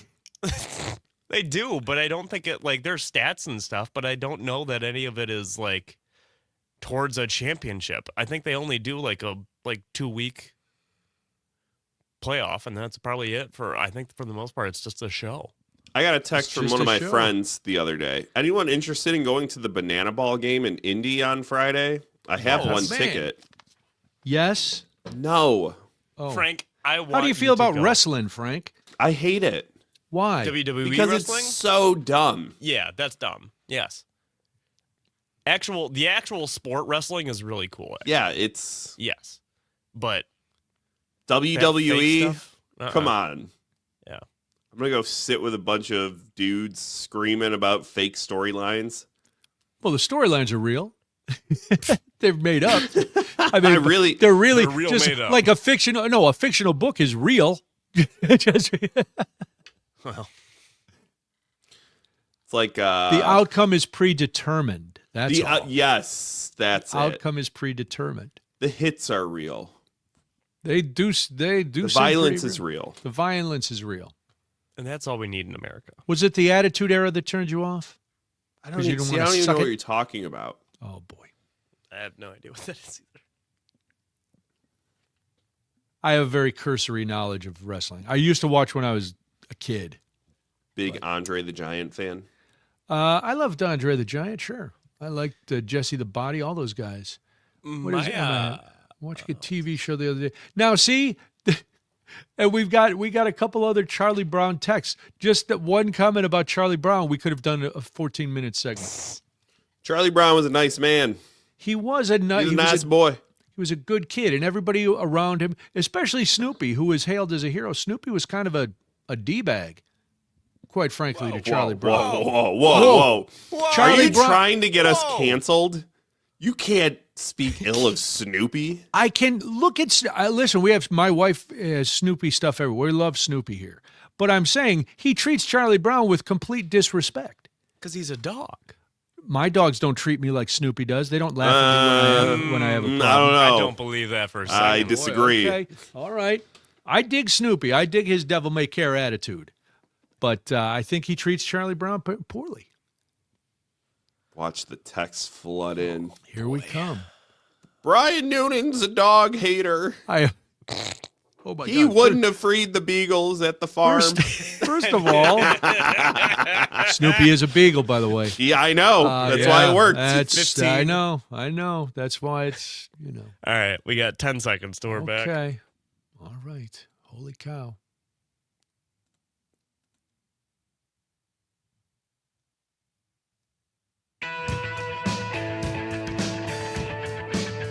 All facts, no fiction. It's Daybreak with Brian and Jamie. Good morning. Glad you're here. I want to hear from you at 855-75-CIVIC, 855-752-4842. In general, are you worried about the state of the First Amendment when it comes to the media? I'll tell you why I'm wondering that, and you can tell me why you are or are not. 855-75-CIVIC, 855-752-4842. You know that this administration has a bee in its bonnet regarding the news media. They want the news media to be completely fawning over them at all times, never to question anything that they do, never to question, in the most recent history, anything about the war. If you question the war, you are labeled as unpatriotic.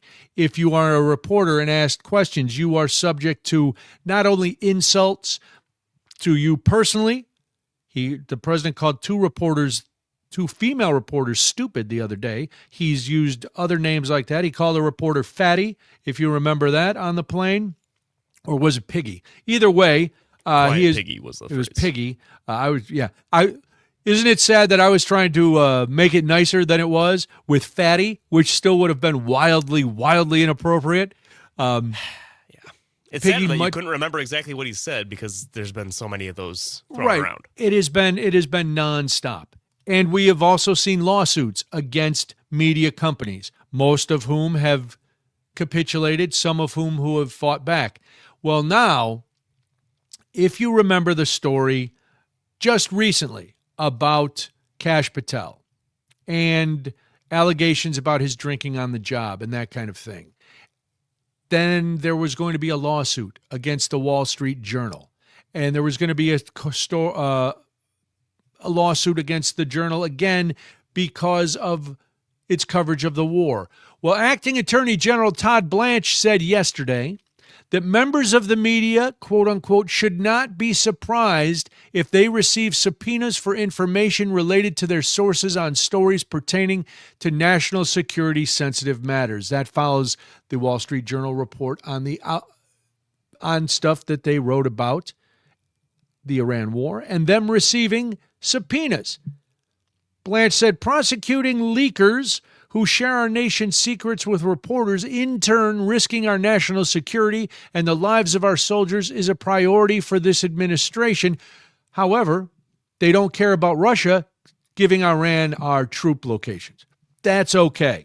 We're not going to cut ties with them. We're actually going to ease up on some of our sanctions against Russia because, well, you know, Putin and all. So it's okay that our troops are not safe because of some relationship that the president has with Russia. But if a journalist gets a story, they could be subpoenaed. Now, let's be honest. We've seen reporters taken into court before, and reporters who are ethical, and I'm going to guess that most reporters that work for these organizations like the Wall Street Journal, the New York Times, the Wisconsin State Journal, the Milwaukee Journal Sentinel. We've talked to a lot of reporters from all over. They have the ethics to stand behind their sources, and they will protect their sources. Sometimes that means some of these reporters in the past have had to go to jail for a while for being in contempt because they would not reveal their sources.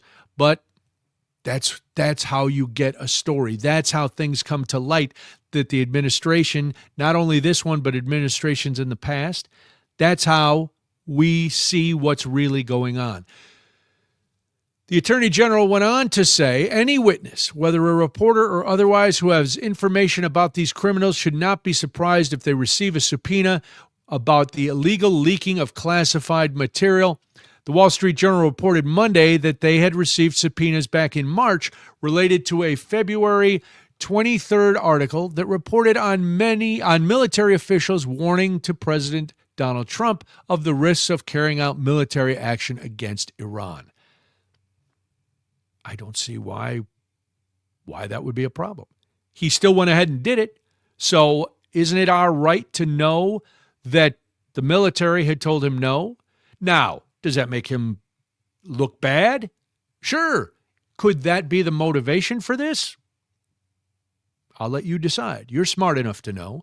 But just remember, The DOJ has been weaponized against other political rivals, perceived and or real. So would it be out of the realm of possibility to say that any press coverage that makes the president look bad, they will say there is a leaker? We've always heard that. There have always been, throughout the history of journalism, confidential sources. One of the most famous being Deep Throat. Parker, you're too young to remember Watergate, but that was the big thing. Woodward and Bernstein, the reporters. Deep Throat. Maybe you saw it in a history book. Maybe you saw the fine movie with Robert Redford and Dustin Hoffman. I don't know what your viewing habits are. I have seen that. Have you? Class. Yeah, I watched it in a class. Yeah. Wait a minute. We found a movie that Parker watched. I know. Isn't that incredible? That's very cool. Well, very good. So Trump, according to the Journal, later personally urged Blanche to more aggressively pursue leaks related to the war, at one point sliding him a list of articles with a sticky note that read treason. So let's stop pretending that we are worried about national security. Let's stop pretending that we are worried about military lives, when again, the Russia thing didn't matter. Let's call this what it is, another example of the weaponization of the Department of Justice against people who are critical of this administration. I want reporters. For how many years during the first term, and are we always pushing, and even during the Biden administration, how often are we calling for journalists to stop softball questioning these leaders and to really push back? And I know in reality they have to be careful how they push back because access can be taken away. And you do need access to get those questions answered, but it is also your responsibility, and a lot of reporters do take that responsibility seriously, to call people out. Well, other administrations may not have liked it, but they did put up with it. And whether they answered straightforwardly or kind of spun things a little bit, at least they didn't turn the Department of Justice into their own club to bludgeon journalists into silence. So he had previously, a Justice Department spokesman said to ABC News in a statement, "In all circumstances, the Department of Justice follows the facts and applies the law to identify those committing crimes against the United States." Let's just look at the James Comey case and say that's probably not completely true. Blanche previously had said in a news conference that the DOJ would be moving forward with directly targeting reporters with subpoenas, alarming media outlets and First Amendment advocates who have noted the move is a break with recent precedent. The DOJ, under the Biden administration, had previously implemented strict guidelines for when prosecutors could use compulsory legal action to target reporters, framing such moves as the last resort when U.S. national security is imperiled. Then Attorney General Pam Bondi rescinded those guidelines last year. It should make all of us nervous. It makes me nervous. It should make everybody in the media nervous. Anybody who works for a news organization, I'm sure, is already nervous and has lawyers on standby to fight any sort of legal action by this administration. But it should make you nervous too. And it doesn't matter if you think, oh, well, I do think a lot of news is slanted and I do think there's some misinformation out there. Okay, that's fair. Because for a long time when I was younger, I didn't actually think that, I thought the news was the news because I would watch the network guys. And it wasn't until cable news came along that bias started to be a little more prominent when you were watching a news network. If you watched MSNBC and you paid attention, you went, okay, things are leaning a little more left. If you watched Fox, you didn't have to pay that much attention. It was very clear where Fox stood, that they were hardcore conservative right wing and, love to fearmonger. Now, do left wing media, we like to, or they like to fearmonger a little bit? Yes. But I don't think it's nearly on the same level. But all of that being said, yes, you can doubt the veracity of some media. But you also have to look at the institutions that you grew up with that have been reporting the news for decades, if not over a century, and say, okay, these people who go into this, they are dedicated to the truth. They are dedicated to the facts. They are dedicated to the fact that a light needs to be shown on people of power, and we have to know what's going on. Does that mean it's okay if somebody steals secrets? No. But if somebody leaks to a reporter, hey, you know, the military all told him that the war was a bad idea, that's not national security. That's not going to affect the outcome of the war. Could it theoretically make someone in the military go, oh, then why are we doing this? Sure. But we also know that people in the military are going to follow orders unless they are illegal orders. Chris texts in from Waterloo. He says, so are they going to subpoena Hegseth for Signalgate? Oh, well, Chris, that's a fair question, but that would mean holding everybody equal under the law and under their decision to weaponize the DOJ. And I think you know the answer to that, Chris. So thank you for raising it, though, because, yeah, it is that's not going to happen. That's not going to happen. There's been leaks. There have been contradictory statements. There's been all of that stuff coming up. But I'm worried, and I urge places like the Wall Street Journal and the New York Times and the Washington Post and USA Today, Gannett, which is the parent company of the Journal Sentinel, and the Wisconsin State Journal, to stand your ground, call these people out, tell the truth, report the truth with as little spin and bias as possible. Just, we want to know what's going on, and we want to see that the entire press pool is not being duped by all the gaslighting that's going on. It's really not that much to ask, but it is, in this climate, it is a lot to ask. Mark says Tom Blanche, because he was Trump's personal attorney, likely knows all of Trump's crimes, including his assaults on young girls. That's alleged. Should be asked every time he flips his lips what he knows. He's also likely aware of Trump's monetizing of national security information in the Mar-a-Lago investigation. There's a lot. Listen, there's not a closet big enough for all of Donald Trump's skeletons. They are myriad, and we would love to get into them. But, you know, until there's somebody else in power, until there's a different attorney general, until there's a different Congress, a lot of this, no one will be held accountable. So we just have to count on our journalists to be the ones who account for, or who make at least us aware of who should be accountable and what they should be accountable for. We have some good news. Some good news. Everybody, when you were in school, you loved recess, correct? Maybe your kids don't have as much recess as they used to.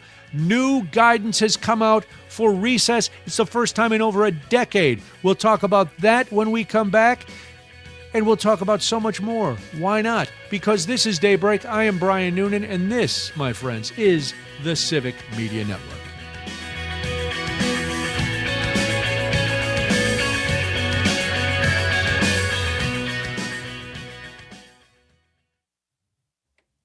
All right.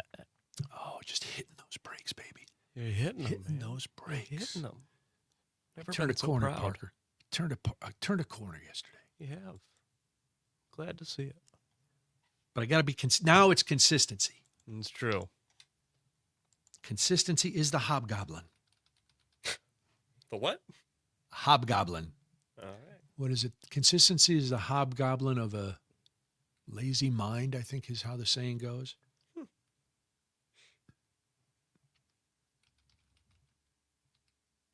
me look it up.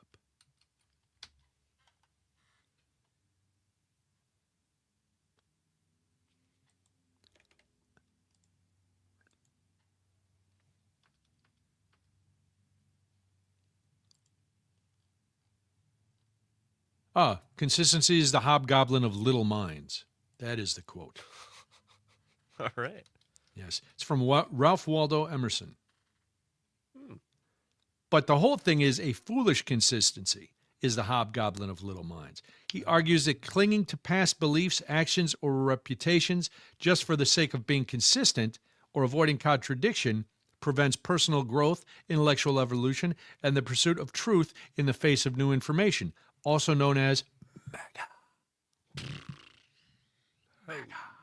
Oh. I said it. Oh. I stand by it. I shan't be dissuaded from it. He ain't swaying. Shan't.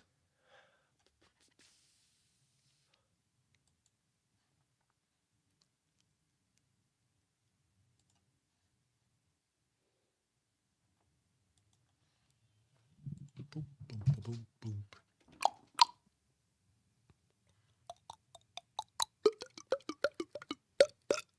Oh, that was It's good. Mouth Sounds with Brian and Parker.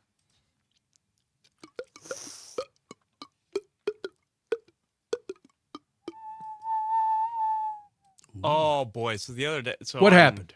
on whatever day that was, on Monday night when I was down in Whitewater. Yeah. I got roped into going on the radio.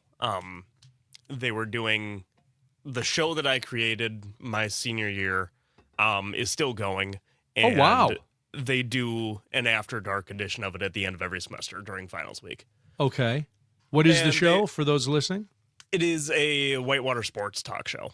Okay. Very cool. With all the like student media leaders on campus that Okay. are on the panel.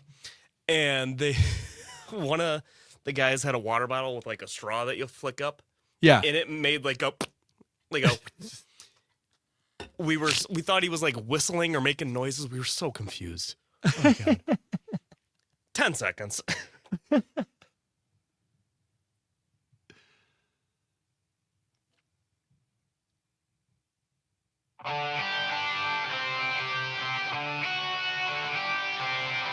Now back to more of Daybreak with Brian and Jamie.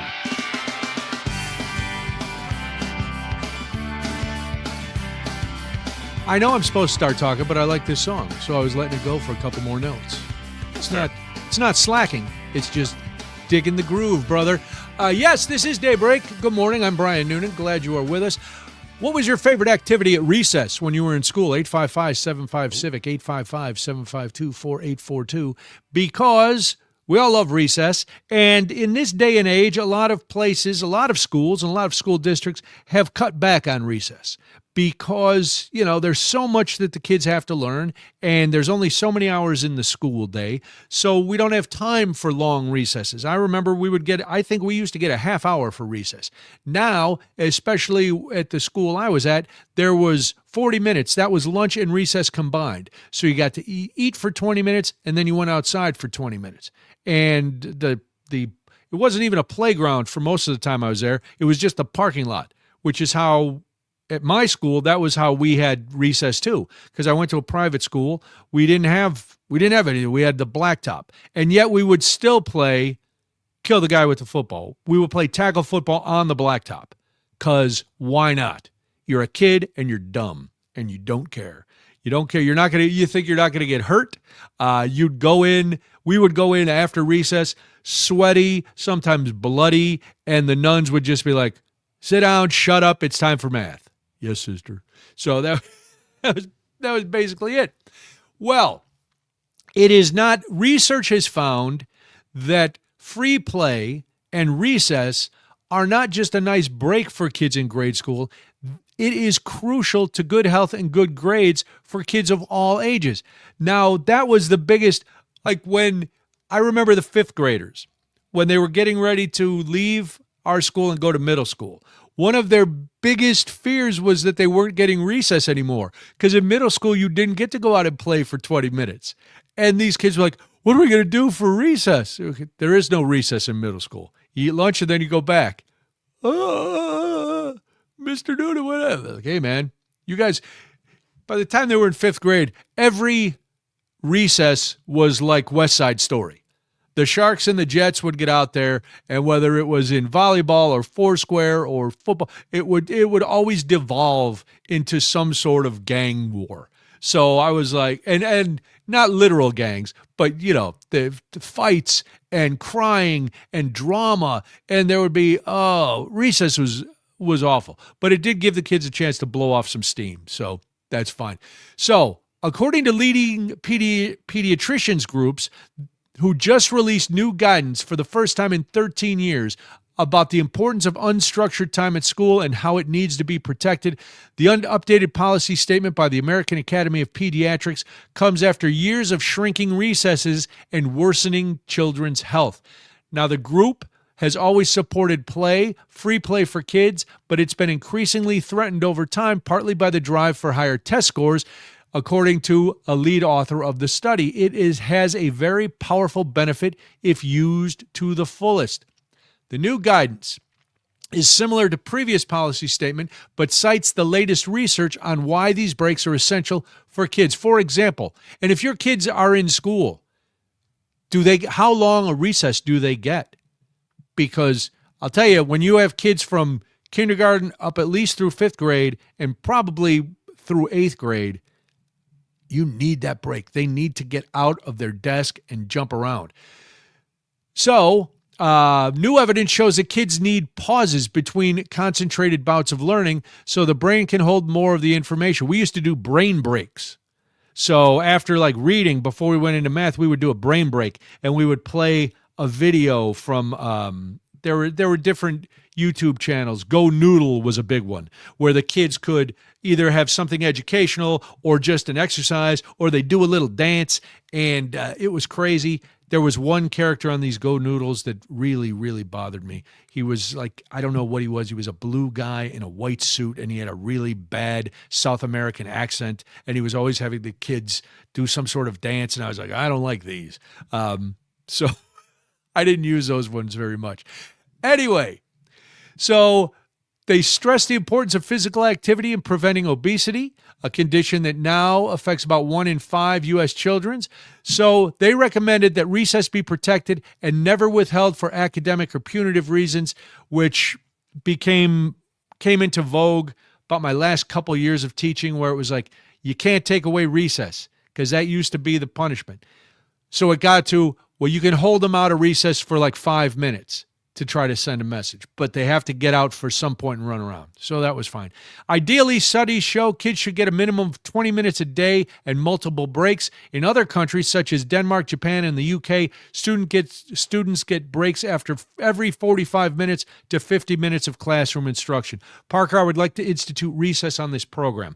I'm going to take a 15-minute break after every 45 minutes of content. So basically, the show every hour is going to end at 45. And restart after the news at the top, and then I will come back and I will work very hard or up until my break time, and then I'll go on recess. I'll do a brain break. The show behind the show, you can watch me do jumping jacks or a dance or something. Okay. So that's what I'll be doing during the last segment.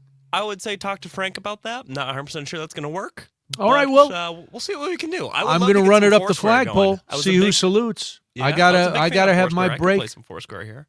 Parker, I need my mental clarity. You know that. Oh, I know you do. You know I need mental clarity. You know what else I need?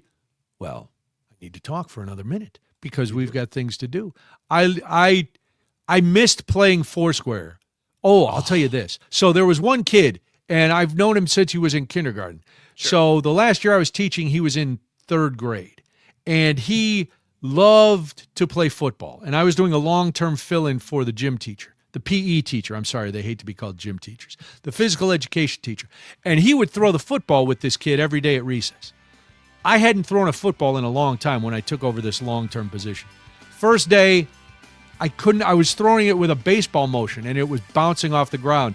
And he actually came up to me and said, Mr. Noonan, have you ever thrown a football before? Oh. So the next day, I went home, and I was studying the motion. The next day, I was drilling him with passes, and he was like, you can't throw a football. That's right. And I can also throw it a break because it's Daybreak on the Civic Media Network. Wow.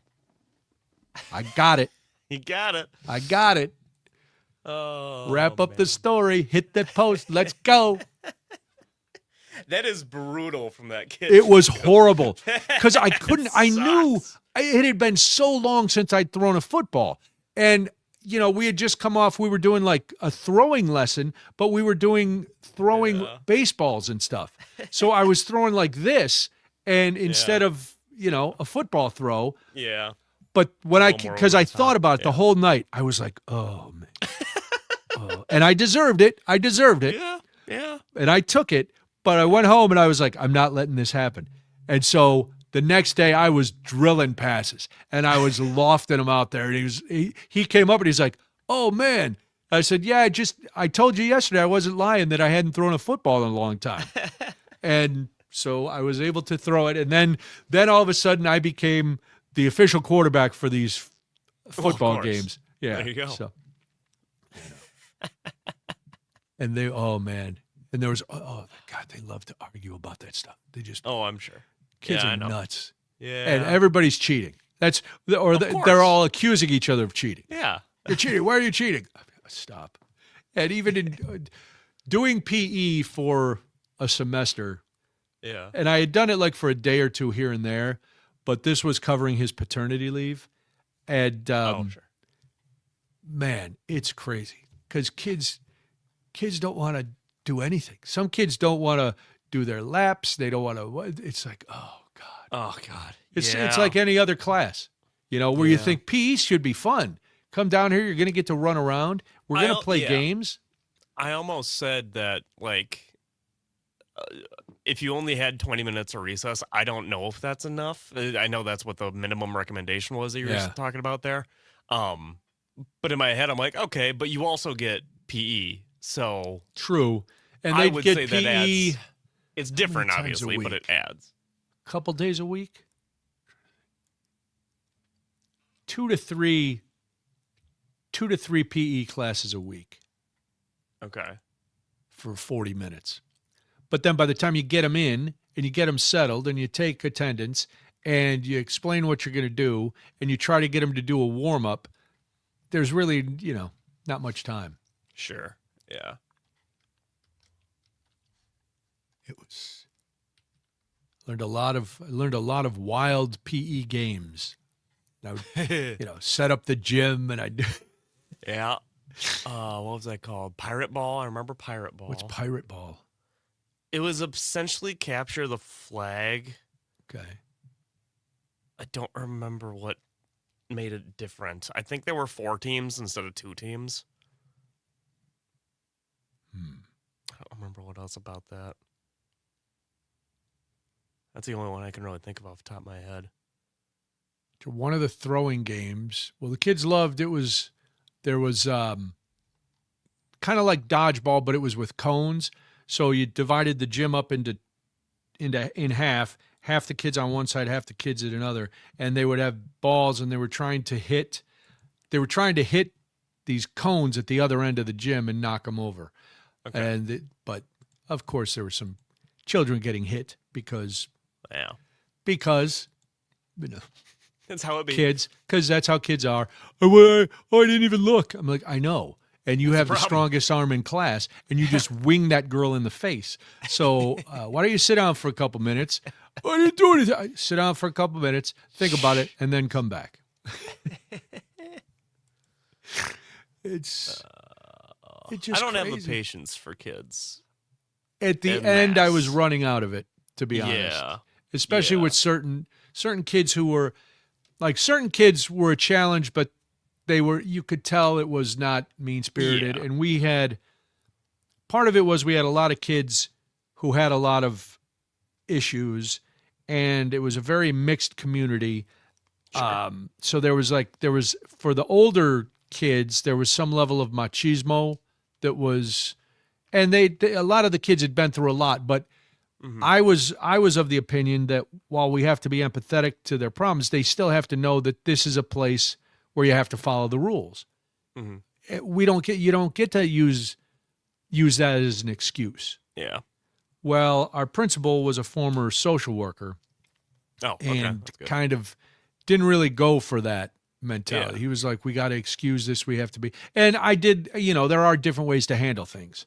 So, because if I had $1 for every kid who asked me if I was in the Army, because at that point I still had my crew cut, and, I would be, they knew I cared about them, and they knew I would do stuff for them, but they also knew I didn't play. And that was what they would say, Mr. Noonan doesn't play.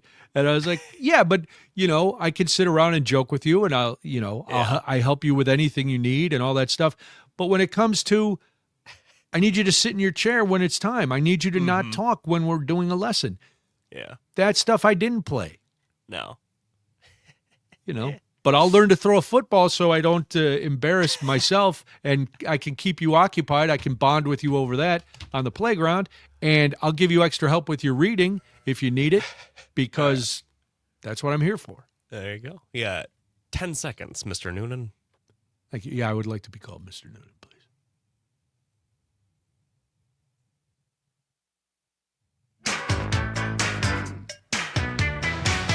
Wisconsin wakes up here. Back to Daybreak with Brian and Jamie. Good morning. It's Wednesday. It's 8:06. If you are on the app, I hope it's because you were listening to WMDX and you moved over. But if you are listening on the network, or if you are watching on the stream, I'm glad you're with us, because a lot to get to in the final hour. We will find out at the end of the show if there's something that you could just eat until you exploded. If that's not a tease, I don't know what is. But we're not talking about that now, because there's a lot of you need to know. It's a wake-up call in more ways than one. Time for some you need to know.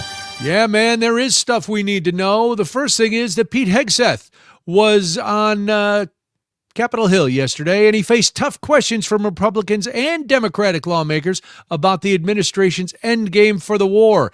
The conflict's rising $29 billion cost and its impact on diminishing U.S. weapons stockpiles. Well, while the Pentagon chief softened his tone from his hearings before Congress about 2 weeks ago, you remember where he was just yelling, he was out of his mind, that old Pistol Pete. Notably, he avoided the same pointed criticism of lawmakers. He got far more pushback from members of his own party about the levels of U.S. munitions used in the Iran war and President Trump's intense criticism of traditional allies for not taking part in the conflict.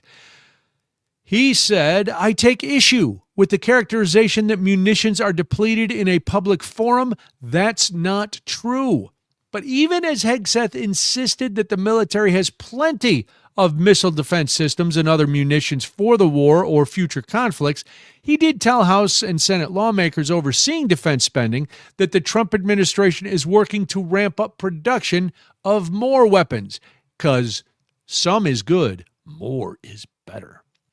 Pentagon officials also told lawmakers that the cost of the Iran war has risen to about $29 billion, most of which, about $24 billion of that, is related to replacing munitions and repairing equipment, but also includes operational costs just to keep forces deployed. Now, that's up from the overall total of $25 billion that the Pentagon Comptroller Jay Hurst revealed nearly 2 weeks ago. $4 billion in 2 weeks. That's, wow, when I say that's a lot of money, I will grant you that could be the most obvious understatement in the history of dialogue. But it still makes you shake your head to go, how are we spending $4 billion more, $5 billion more in 2 weeks? 2 weeks. Well, the Republicans really came out of the woodwork on this one. He faced notable pushback from about the straining of relations with longtime allies. Mitch McConnell, remember him, the Crypt Keeper? Mitch McConnell told Hegseth that NATO is the most important military alliance in world history. That may be true, and I would believe it is true. However, the president doesn't believe so, and so that is why we are threatening to pull troops out of many of our allied countries, troops that are there for specific national security reasons. He loves to talk about national security when it comes to trying to weaponize the DOJ against leakers or perceived leakers, but when it comes to pulling troops out of foreign countries, he will threaten to do that just because they hurt his little feelings. Okay, hey, this is good news from Wisconsin. some good S you need to know here this morning. Children's Wisconsin is expanding its neonatal intensive care unit, the NICU, in the Fox Valley Hospital to meet higher demand for care. That was announced Monday by the health system. Now, not good news that more babies are needing this service, but good news that the hospital is creating this new wing. The NICU will add a 6-bed pod in the Neenah Hospital, 130 on 2nd Street, to expand care up to 28 babies at a time. The upgraded space will have more bedside space for family members, a larger private lactation room, and a private room for families to practice caring for their babies before they go home. This is, if you've had to ever spend time in a NICU, it is really cramped. And it is now, I'm sure they have changed in the almost 30 years since Molly was in the NICU, but there was no room. You would go in, and of course, it's very secure because there are babies in there. Nobody wants their babies snatched. But I could, and Parker, someday maybe if you have kids, you will learn this. It is an odd thing that you can identify your baby's cry from a long way away. Even amongst other babies crying, you can figure yours out. Because I would be walking down the hall to the NIC room, and I would hear a couple babies crying, and I was like, oh, that one's Molly. And it turned out it was. But the point of this is there was very cramped quarters for families. There were very cramped quarters for moms who were trying to feed their babies. They would have to do it like almost right next to the bed where the baby was being held. So this is good if you have to use this. Now, the health system said there is higher demand for newborn care in the region, and the NICU in Neenah regularly treats patients from other medical centers in the area. 2 pediatric rooms in the hospital have also been remodeled under the renovation.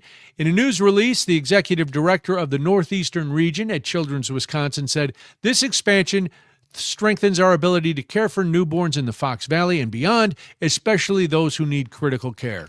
So congratulations to Children's Wisconsin, and good news for parents if you are in need of those services in that area, because it is really terrifying because you don't know what's going on. And the doctors and the nurses, of course, are caring and they tell you what's going on, but it is a very stressful situation. So if you can have a little more room and be a little more comfortable, and you know that your baby is getting the top of the line care, it eases your mind a little. Not, it doesn't wipe away all worry, but it makes things a little more comfortable, makes things a little more, just adaptable, where you can ease into this hard situation. Well, somebody is being eased out of their hard situation. The FDA chief is leaving after he angered Big Pharma and vaping lobbyists and anti-abortion groups. So the head of the Food and Drug Administration, who is Dr. Marty Makary, is resigning after a rocky tenure that drew months of complaints from health industry executives, anti-abortion activists, vaping lobbyists, and other allies of the president.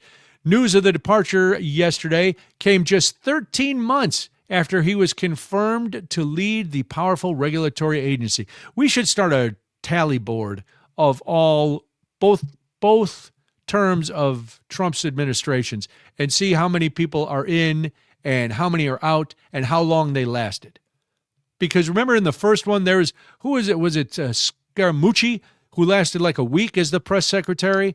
Scaramucci, I forgot about him. You can't forget Scaramucci. Wow. You can't.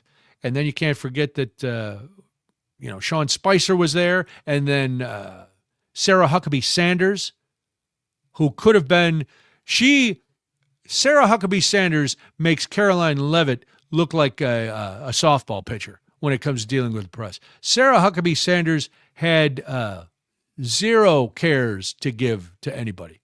She was vicious. But anyway, that's beside the point. We need to start a flow chart. But a surgeon and health researcher, Makary came to prominence among Republicans as an outspoken critic of COVID-19 health measures during the pandemic. Sure, that'll endear you to MAGA. He frequently appeared on Fox News Channel, another prerequisite for getting into the cabinet. You have to have made a lot of appearances on the one channel that the president watched, when he wasn't throwing ketchup bottles. He struggled to manage the FDA's bureaucracy and failed to win the confidence of its staff after mass layoffs, leadership upheavals, and a series of controversies in which the agency's scientific principles appeared to be overridden by political interests, including those of Health Secretary Robert F. Kennedy Jr. Yeah, I would imagine now, I don't have a lot of management experience, but if I went in and I fired half the people and I discounted all the work they were doing scientifically, it would be hard to win the confidence of my staff, I would think. Trump later confirmed in a social media post that Kyle Diamantis, the agency's chief for foods, is expected to take over as acting commissioner. Diamantis is an attorney with personal ties to Donald Trump Jr. Raise your hand if you're surprised. Thank you. No hands were raised. All right. In a post, in the social media post, the president included what appeared to be a text message from Macri submitting his resignation. In it, he noted that, quote, I announced 50 major FDA reforms. Joe Biden's FDA had none. He thanked Trump for the chance to serve. The FDA commissioner, as leader of an agency that regulates billions of dollars in consumer goods and medicines, is often required to juggle competing priorities that straddle science and politics.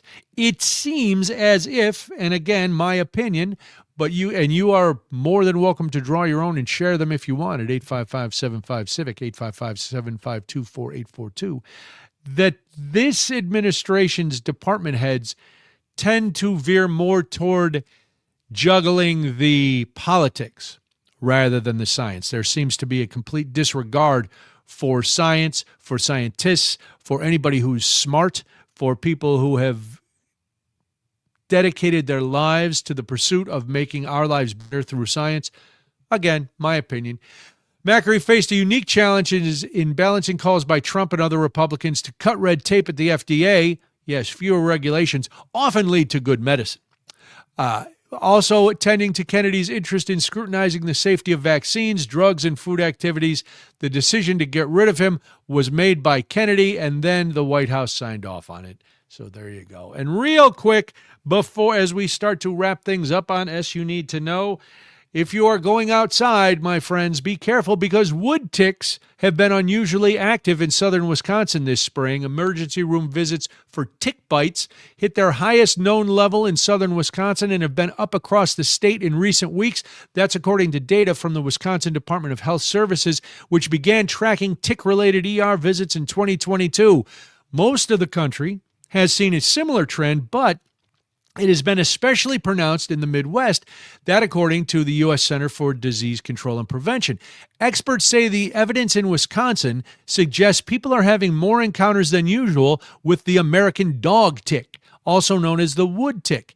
It is a really common human biter, said a professor in the UW-Madison Department of Entomology and director of the Midwest Center of Excellence for Vector Bone Disease. It's also very common on animals, including pets. Every day when I let my dogs out and we're going for a walk and they want to go into the weeds and the underbrush, I'm like, oh. I tell them, be careful for ticks. Do you think they listen to me? No. Nope. They don't care one way or another. Because you know who's going to deal with the ticks if they get them? Daddy-O over here. Me, I got to pick the ticks. No good. So, Wisconsin has two main tick species. Did you know that, Parker? I did not. Well, now you do, because I'm nothing if not educational. Wood ticks are the lesser evil. Wood ticks are relatively large and can be alarming to spot on your skin. But deer ticks, those are the ones you got to be really careful about. Deer tick populations appear to be about average for this time of year based on preliminary findings. But ticks are present year-round in Wisconsin. They're the most active during warmer months between April and September. We're in May. That's right between April and September. So be careful. Human encounters with wood ticks normally peak in the spring and early summer. Then they drop off quickly while deer tick activities stay high over a longer period. So I guess what's the lesson here, friends? You got to wear long pants and good shoes when you're out hiking in the woods, perhaps some long sleeves, dress like you're in a beekeeper suit, and then wander around the underbrush. Or just stay off it. But ticks can be on the paved path too. So just watch yourself and know knowledge is power. So if you know the ticks are out there, you can protect yourself. When we come back, it's not your imagination. Grocery prices have spiked to an all-time high. We'll get into that happy news. On the other side, it's Daybreak. I'm Brian Noonan, and this is the Civic Media Network.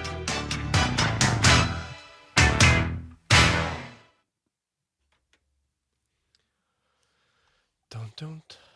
Bump. Bum, bum, bum, bum. Ba-ba-da-bam-bam-ba-dam. Biddly boop boop biddle. Ba-da-bam. Do some scat. Ooh. Oh my gosh. Gunfire has broken out in the Philippine Senate where authorities have tried to arrest a senator. I saw that. Crazy. Yeah. Crazy. Yeah, that came in right before. Yeah, I was going to started say that it's low. segment, and I It's was low like, down on my email list. Yeah, I was like, do we need No, it? Probably not big not enough. international like that. Nah. Forget about it. If it happened here, I'd let you know. Oh, well, listen, if there was gunshots in the Senate here, I would hope that we go wall to wall and figure out a way to take a live news feed. Can we even do that? If there's, yes, like if a January 6th thing had to happen and we wanted to get, yeah. Do we have access to a news network? We do. We get ABC stuff. Okay. I vaguely know how to run that stuff. I haven't had to do it. I can only think of maybe once or twice that we've used that. Yikes. I don't know for sure. But yeah. Well, it's hard because we don't have a newsroom. So it's like. Yeah. So. Oh, rats. Dogs. Yeah, I forgot that Debbie's in the office today. So I got to go down and give him his food at 8:30. And we're doing a food story. I should have remembered.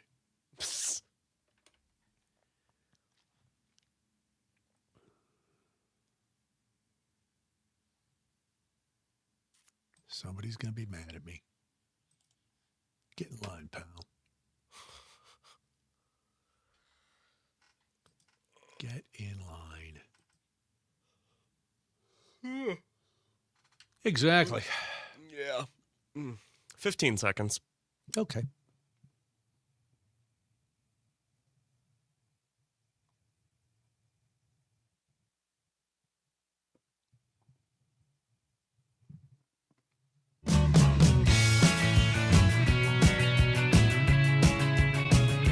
Local news, community stories, and the conversations that matter most.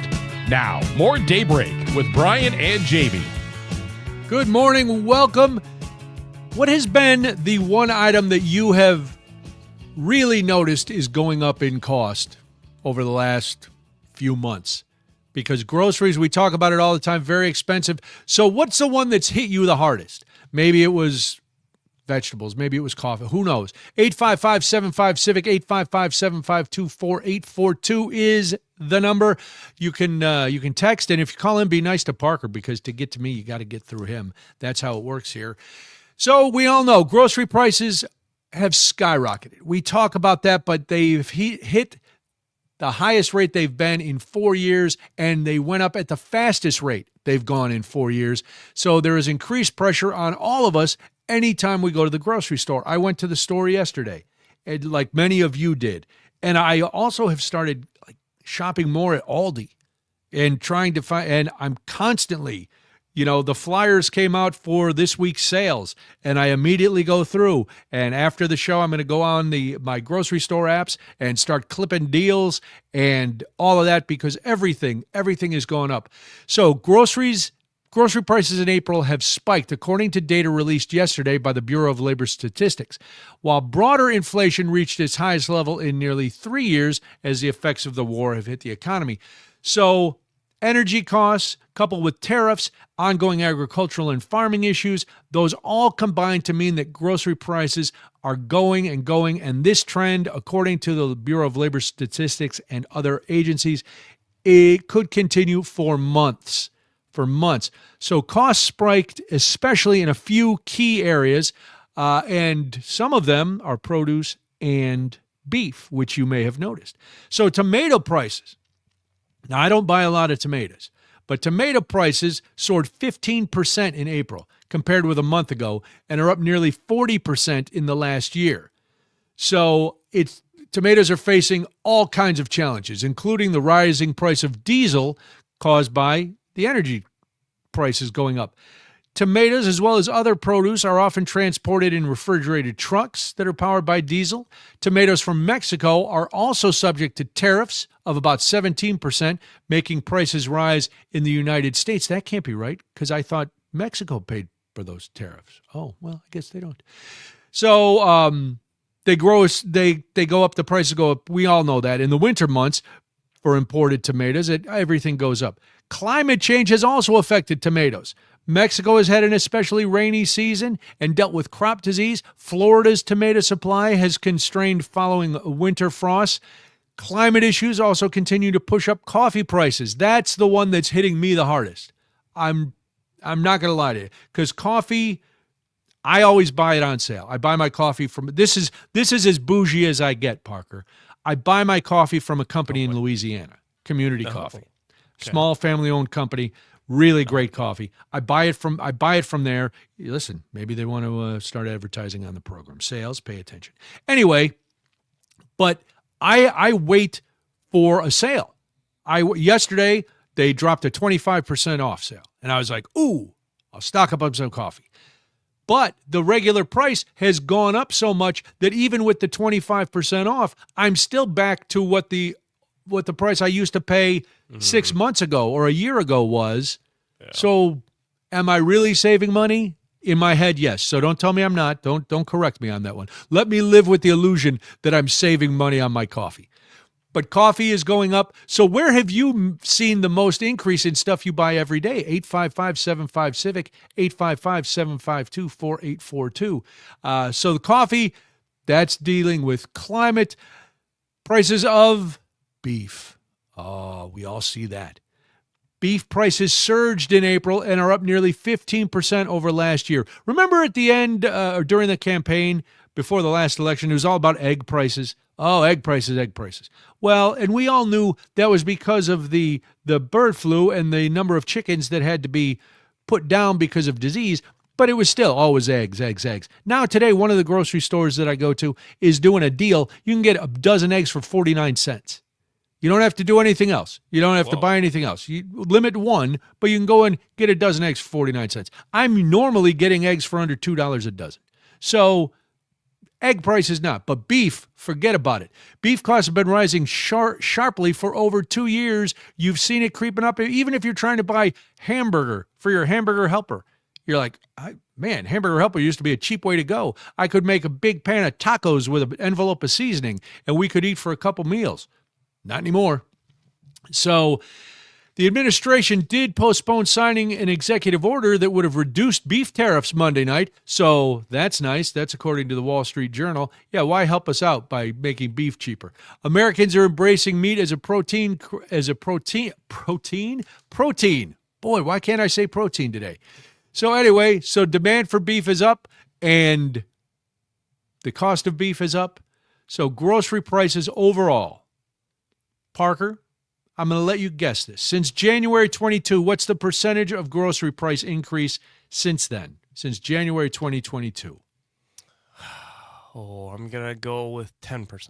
Oh, Parker, you live in a dreamland that I wish I could inhabit. 18%. Grocery prices have gone up 18% in the last 4 years. Now, overall, that's a lot. I can't sugarcoat it. I'm sorry. There's no way for me to say anything else. It is crazy.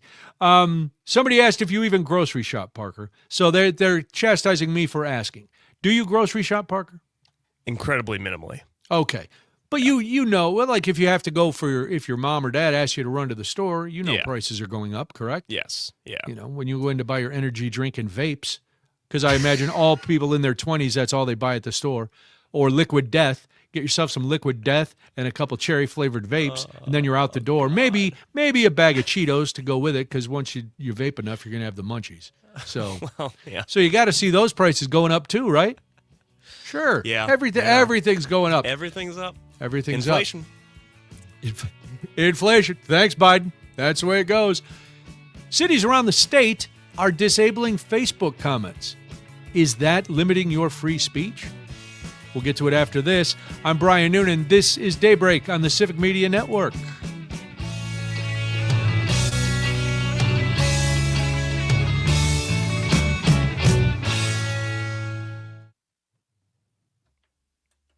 All right, live stream.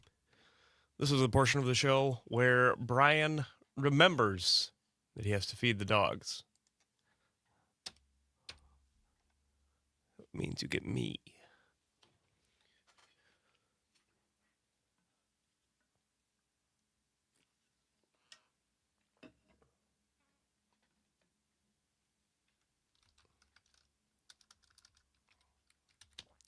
If you have any questions for me, let me know.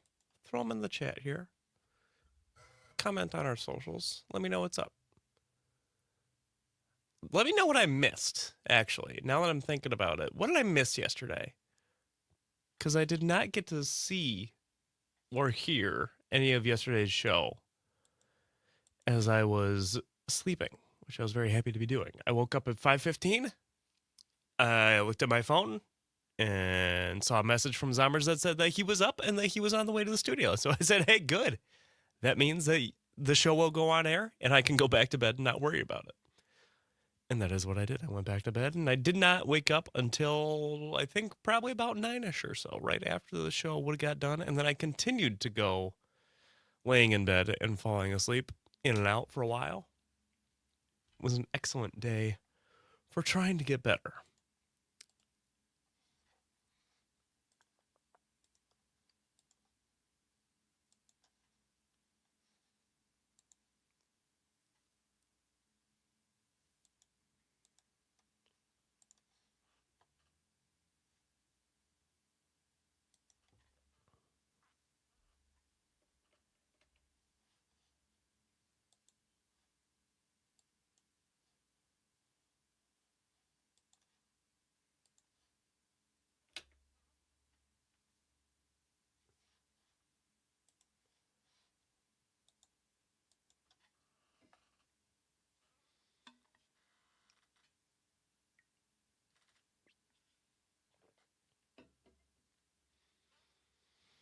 I was happy to see that the bus did not crash while I was gone. Everything was back as it should be. Zommers didn't mess anything up in the studio. He did good, from what I understand. Brian tells me that it's possible that Zommers helped him turn the corner and figured out those pesky brakes, the clock. The clock is the enemy of radio.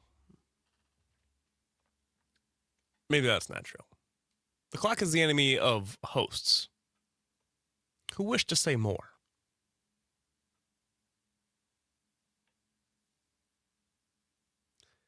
That is often the case for Mr. Noonan. I forgot, I have to call him Mr. Noonan now. Why, you ask? He was a teacher. That's what the kids call him.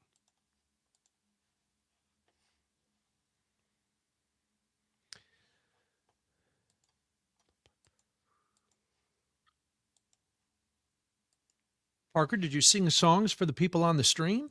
Oh, I should have been singing. You should have. We wanted to hear you do some of those You're a Good Man, Charlie Brown songs that you talked about before. I don't know if I remember any of You're a Good Man, Charlie Brown. I believe.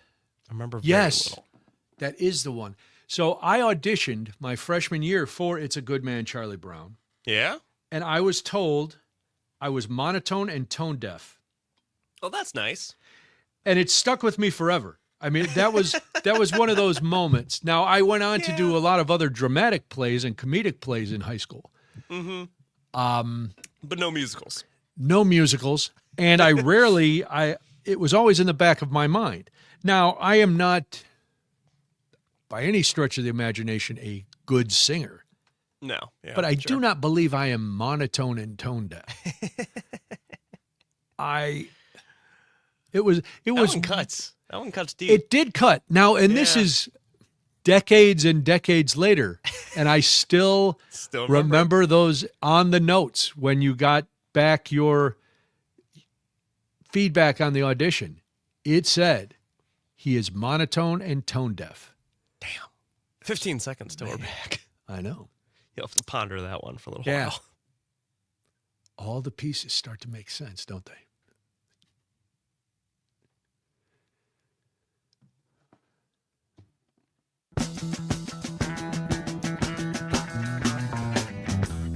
Want to join in on the conversation? Call or text 855-75-CIVIC. Now back to Brian and Jamie. Good morning. Glad you are here. This is Daybreak. I am Brian Noonan. Jamie will be back with us next Monday. She is handling some business for the company out of state. Now, I need to know, if you are not allowed to comment on someone's Facebook page, do you consider that an affront to your freedom of speech? What if it's the town you live in and you are not allowed to comment on their Facebook page? Does that make you feel like your free speech is being limited? 855-75-CIVIC, 855-752-4842. Well, a lot of communities across the state have decided to disable their Facebook comments. Now, there's two questions. One is the one I asked you. Is that restricting your freedom of speech? And is it even legal for them to do this? Do you want the short answer? The short answer is yeah. But here's why we get to it. Yeah, for the is it legal? So a number of Wisconsin cities are trying to disable all comments on their official government Facebook pages. It is a legal practice, but one that raises questions about the ability to engage in democracy on the internet flooded with bots and artificial intelligence. Most local governments cite an increase in violent and offensive comments, mostly from users who are not local residents. So that was the rationale that Green Bay used in making sure requests and questions go through official channels. Our friend Howard Schweiber, an emeritus political scientist professor at UW-Madison, specializes in First Amendment law and said cities have a perverse incentive to shut down their Facebook comments altogether. Listen. I am on the side of the cities on this. I'm going to come out right away and say this because, one, if you think your freedom of speech is being restricted because Green Bay or one of the other cities that I'll mention has decided to turn off comments, you really need to go read the First Amendment again because you don't have a right to be on their Facebook page. Now, you have a right to go protest. You have a right to send a letter or call. You have a right to do all of those things to make your voice heard. And I encourage you, if you have those feelings, to do all of those things. But Facebook, one, it's a private company. Two, even if it's an official page, it's a billboard for them. They don't need to allow you to put things on there that are harmful, that are threatening, that are violent. The city does, now somebody texting in, says the city does work for us. Disabling comments is cowardly. Not if it's shown that a lot of these comments are caused by bots. If comments on social media were to believe everybody is awful, everything sucks, nobody is honest, comment sections on social media are not a barometer of anything. And if you really want, I agree that the city works for us.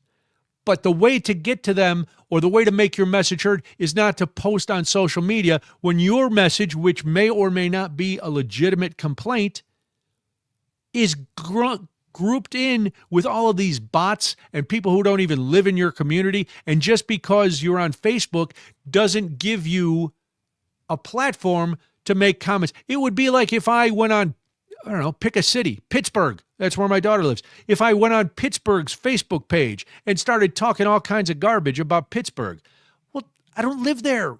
And I shouldn't have, I have no real connection. Why should I be doing this? So I don't believe it's cowardly. I don't believe so. So the Greater Green Bay Society of the Llama, which is a group with more than 1,200 members, conducted an informal poll of the city's policy of disabling comments. More than half were against it, calling for the turning comments back on and letting people have their opinions.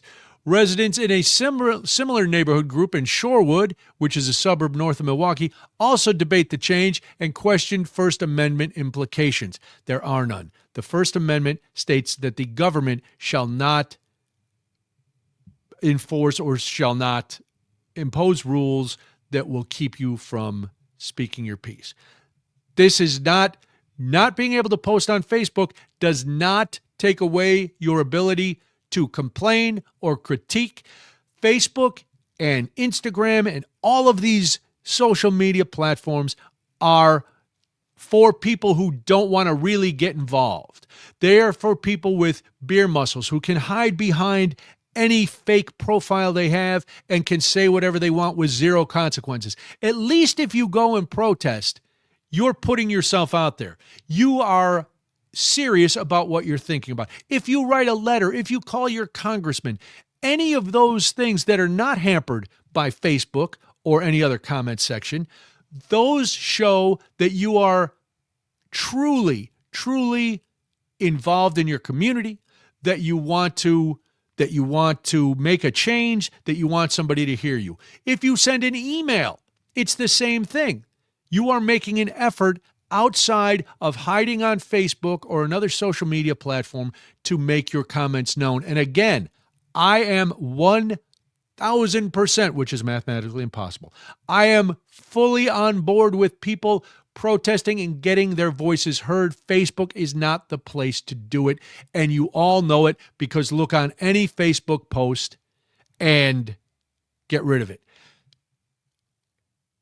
They do work for you, but they also don't work for bots, and they don't need to have violent and threatening and derogatory comments put on there. If you have those kind of comments, make them somewhere else. You're not entitled to post on Facebook. You, as a citizen, can change your preferences and have people in there, or you can ban people from making comments. You can turn comments off. So why not? So which Wisconsin cities are disabling comments on Facebook? Well, I mentioned Green Bay, of course. Shorewood, I kind of mentioned. They turned off comments on village-managed social media, calling Facebook a one-way source for the news, updates, and reminders, which makes sense. It's a billboard. It's a flyer. That's what it is. Hey, guess what? We've got this coming up. Don't forget Garbage Day. Here's where the polling places are. This is something that the village is doing. There will be road construction, blah, blah, blah. That's what it is. Green Bay city government disabled comments and direct messages starting May 1st. The city's communication director said residents thought they could get issues resolved through Facebook comments. They cannot. In one case, a resident commented that a road hadn't been plowed after a big snowstorm and no one had caught it. Staff were tired of going through comments to find questions to answers and are instead promoting official channels for communication like online service requests. That's how you get stuff done, because we also know that comments do not show up on Facebook in real time. Your comment could not be seen by an administrator for a while. Whitewater is doing it. Oh, Parker, that's where you went to school. I did. How do you feel about that? I don't know how I feel about this in general, but to be honest with you, I think that it should be open for all comments. Nah. I know that I get the drawbacks of it, but I also understand that is a very easy way as a citizen of your city to be able to get. It's a way to complain without any sort of blowback, without any real. It's just a place to let off steam, and it should be. I think with a city account and with some private accounts, brand accounts, it is basically a marketing tool. Sure. If you have a beef with the city, go to the city, and please. I know I keep repeating this because I'm going to hear from people. Well, you just don't want to. You want to quash the First Amendment, man. If you say that about me, you are so far out in left field. You don't have an idea what you're talking about. I am all about the First Amendment, but I understand the First Amendment, and this is not a violation of the First Amendment. Legally, it is not a violation. Local governments can allow all expression or ban all expression, according to Howard Schweber, who we respect quite a bit. They cannot be selective about what expressions they allow online. So if I'm Green Bay, let's say, and I'm running the page, and Frank comes on, and he's fueled by hate. We all know that. So he says something hateful. But I kind of agree with Frank, so I leave his up. And then Parker comes on, and Parker says something uncharacteristically vile. And I delete Parker's, but I leave Frank's. I can't do that. But if I say, I don't want to listen to either one of you yahoos, and I make sure that I don't let anybody comment, that is legal. If you say this is a one-way form of communication and no comments will be entertained, they're perfectly within their legal rights.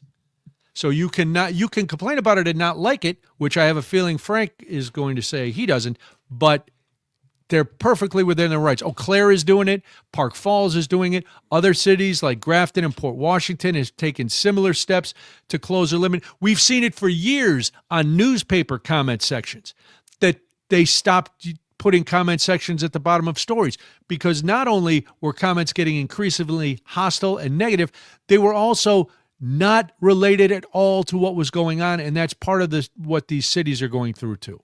Frank. I think that's where I side with you, Brian, as my wife does handle a large social media account for work. Okay. And I think by seeing the vile comments on like happy posts, whether it's celebrating, whatever it is, there's always somebody in there that has to say something very dark. It's like, it's past being a troll. Like there's trolls that like say things for a laugh. And then there's other people that truly believe the vile things that they're spewing. Yes. And the time and energy it takes to go through and scrub all of those messages. Now, I know this is a government account, and that's different because there's people that agree with policies, people who disagree with policies. Sure. Maybe people get upset that roads are shut down and weren't warned about them and are stuck for 2 hours like somebody on this show. All right. But yelling into the void and complaining about it's not going to change anything. Yes, that's my point. If you have a formal complaint, you're going to have to make a formal complaint. You're going to have to show up and do something about it. Otherwise, it's just venting. And then you're wasting your time. Some intern is wasting their time going through doing community management and cleaning up all the vitriol. You can go on your own page and vent. You know, Frank, you could have gone on your page and gone on a tirade about the road being closed and you not being notified about it. And I didn't. I know you didn't, but that's where you could get that out. Yes. You know. And in that you can tag the city account. And so maybe the city sees that and said, "Oh, I thought, hey, we were supposed to let people know the roads were going to be closed." So somebody screwed up. That's fine. They're gonna hear about it. Or I'm sure there were a lot of people who called your alderman and raised a stink. So that's how you get involved. And the main issue from seeing it firsthand is somebody will look at something like this and take that opportunity to complain about SNAP benefits. Yes. That's where our society is right now. We can't have anything nice because we as a collective have ruined any healthy, constructive debate or criticism on online forums. Yeah.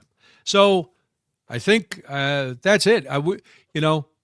Going back to our texter comment, they work for you. It's not cowardly. Put yourself out there. Take your complaints and do it. Do it. If you have some sort of beef with your local government, let them know. If the Department of Public Works didn't tell you, or there's a huge pothole on your street and 4 cars have been sunken into it, call them, email them, go to a town council meeting, something. Facebook is not your savior, and it is not your pulpit to comment on everything. All right, when we come back, I got to talk to the boys. What can you eat a giant amount of? Oh, this is going to be a fun one. We're going to do that. It's Daybreak. I'm Brian Noonan. This is the Civic Media Network.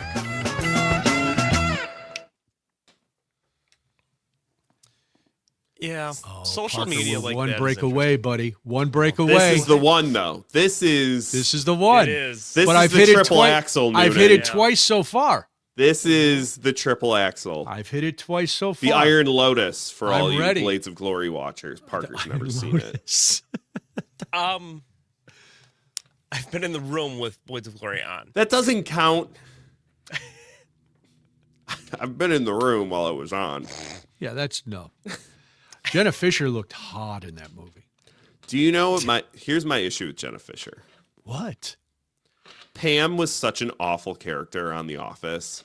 At the end, yeah. No, the entire from the whole show. thing, I She's guess. Yeah, awful. We're doing a rewatch. We watch it occasionally if we're having lunch together. So we've been rewatching.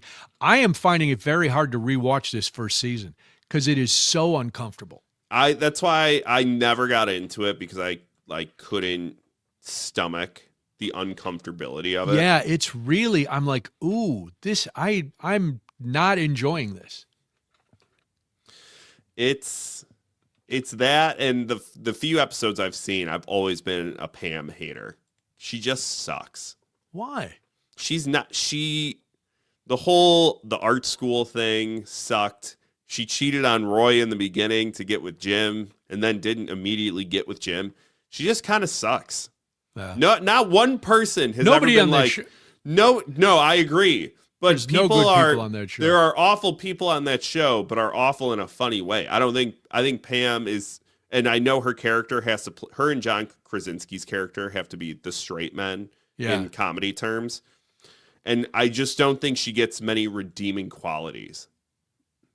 Yeah, and then at the end, at the end of the series, she was not likable. Like, name some other awful people on that show. Dwight, Michael. Michael is awful, right? Worst boss ever. Also endearing. There are redeemable qualities. There's enough. His heart's in the right place, and he's at least funny. He's entertaining to the audience. Yeah, but I'm going, like, I have fond memories of watching The Office because I watched it all the way through. Right, in the mid-2000s, right? Right. Now going back and watching that first season, first of all, it's painfully obvious that he either had hair plugs or a toupee after season 1. Yeah. So let's get that out of the way. But Went 2, to Turkey. Season 1 is just, I'm finding it almost unwatchable, where I might have to go, you know what, maybe we go to Parks and Rec. Or maybe we pick, because we Have had you gone seen Parks through, and Rec? Yeah. Parks and Rec's 10,000 times better. I love Parks and Rec. We got 15 seconds. We just went through a whole 30 Rock rewatch. Haven't watched it yet. Over months. I hear it's really good. It held up. It's really, really funny. Alec Baldwin, phenomenal.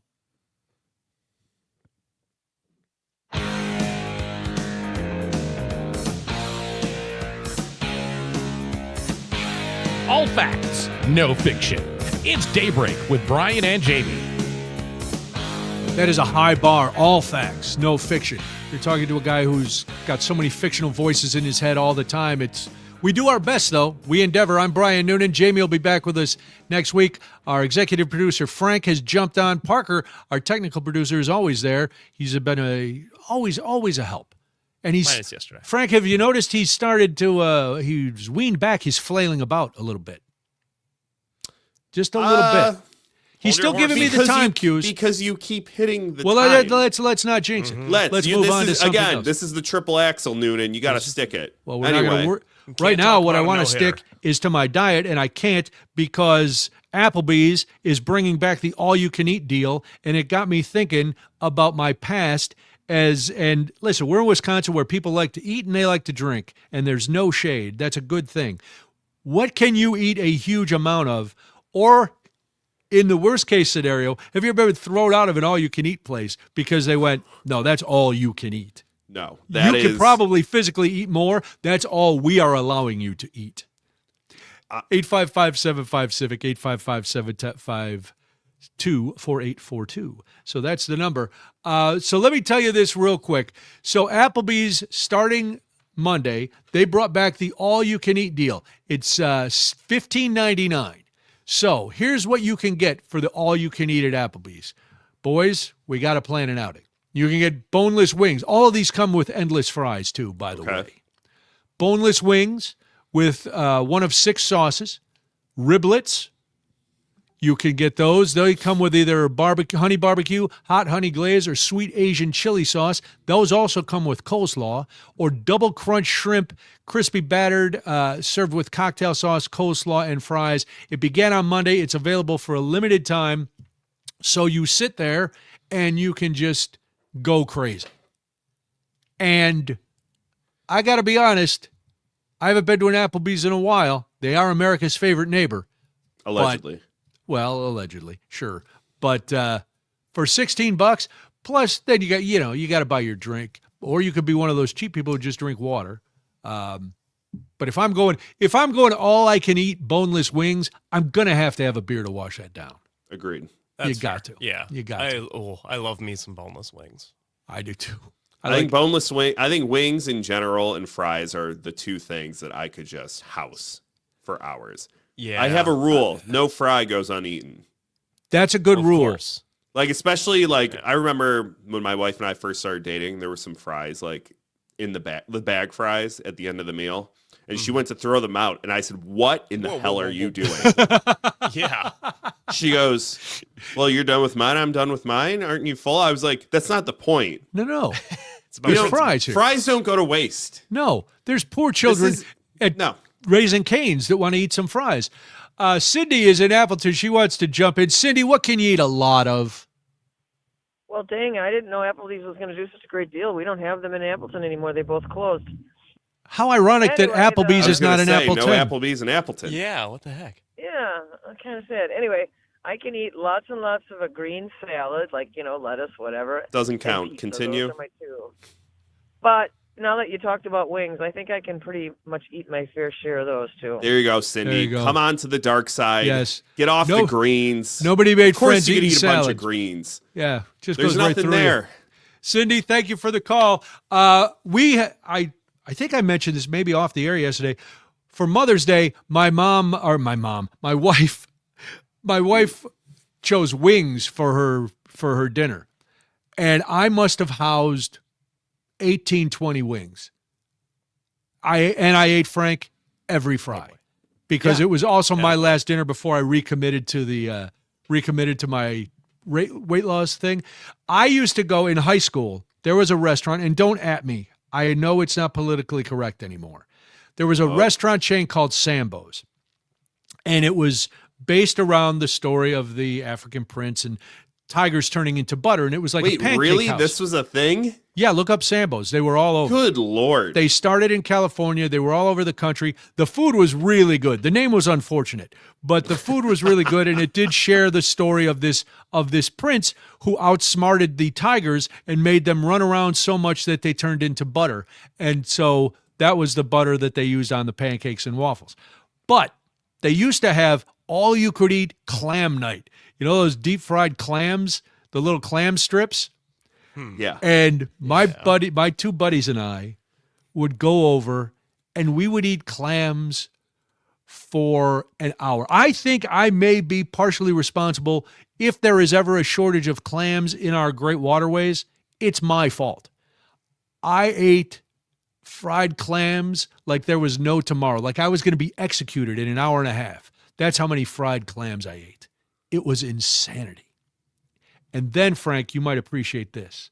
Uh-huh. There was a time when some Waffle House restaurants had an all-you-could-eat deal. And I was on the road, and I would find these Waffle Houses, and I would house the Waffle House.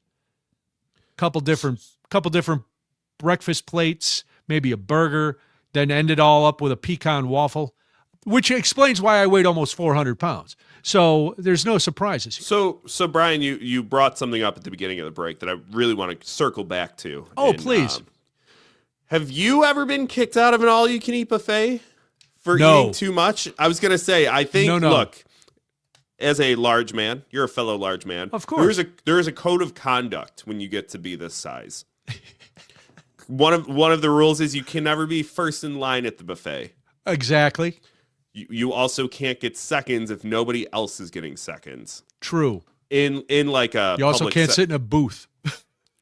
You can't be last in booth, and you got to waddle out of there. Right. It's a bad look. It's horrible. I think getting asked to leave by an all-you-can-eat buffet for eating too much would be the line for me. I am always reminded of the late John Panette's comedy bit about going to the Chinese buffet. You go now. No more. You go now. And it's a very, very funny bit about him getting thrown out.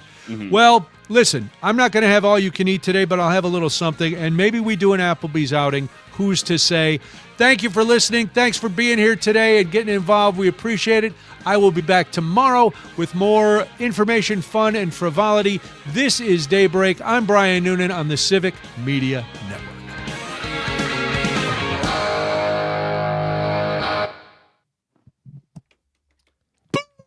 I'll be Stuck damned. the landing. Boom! 12 for 12. Not bad. That's 2 days in a row. Can I make it 3? Can I go for the three-peat? Tune in tomorrow. As soon as Jamie gets back, you're going to be You're off gonna the be wagon. You know what it up, is? yeah. It's because also, and this is I'm not blaming Jamie, but sometimes I wait and I look because since we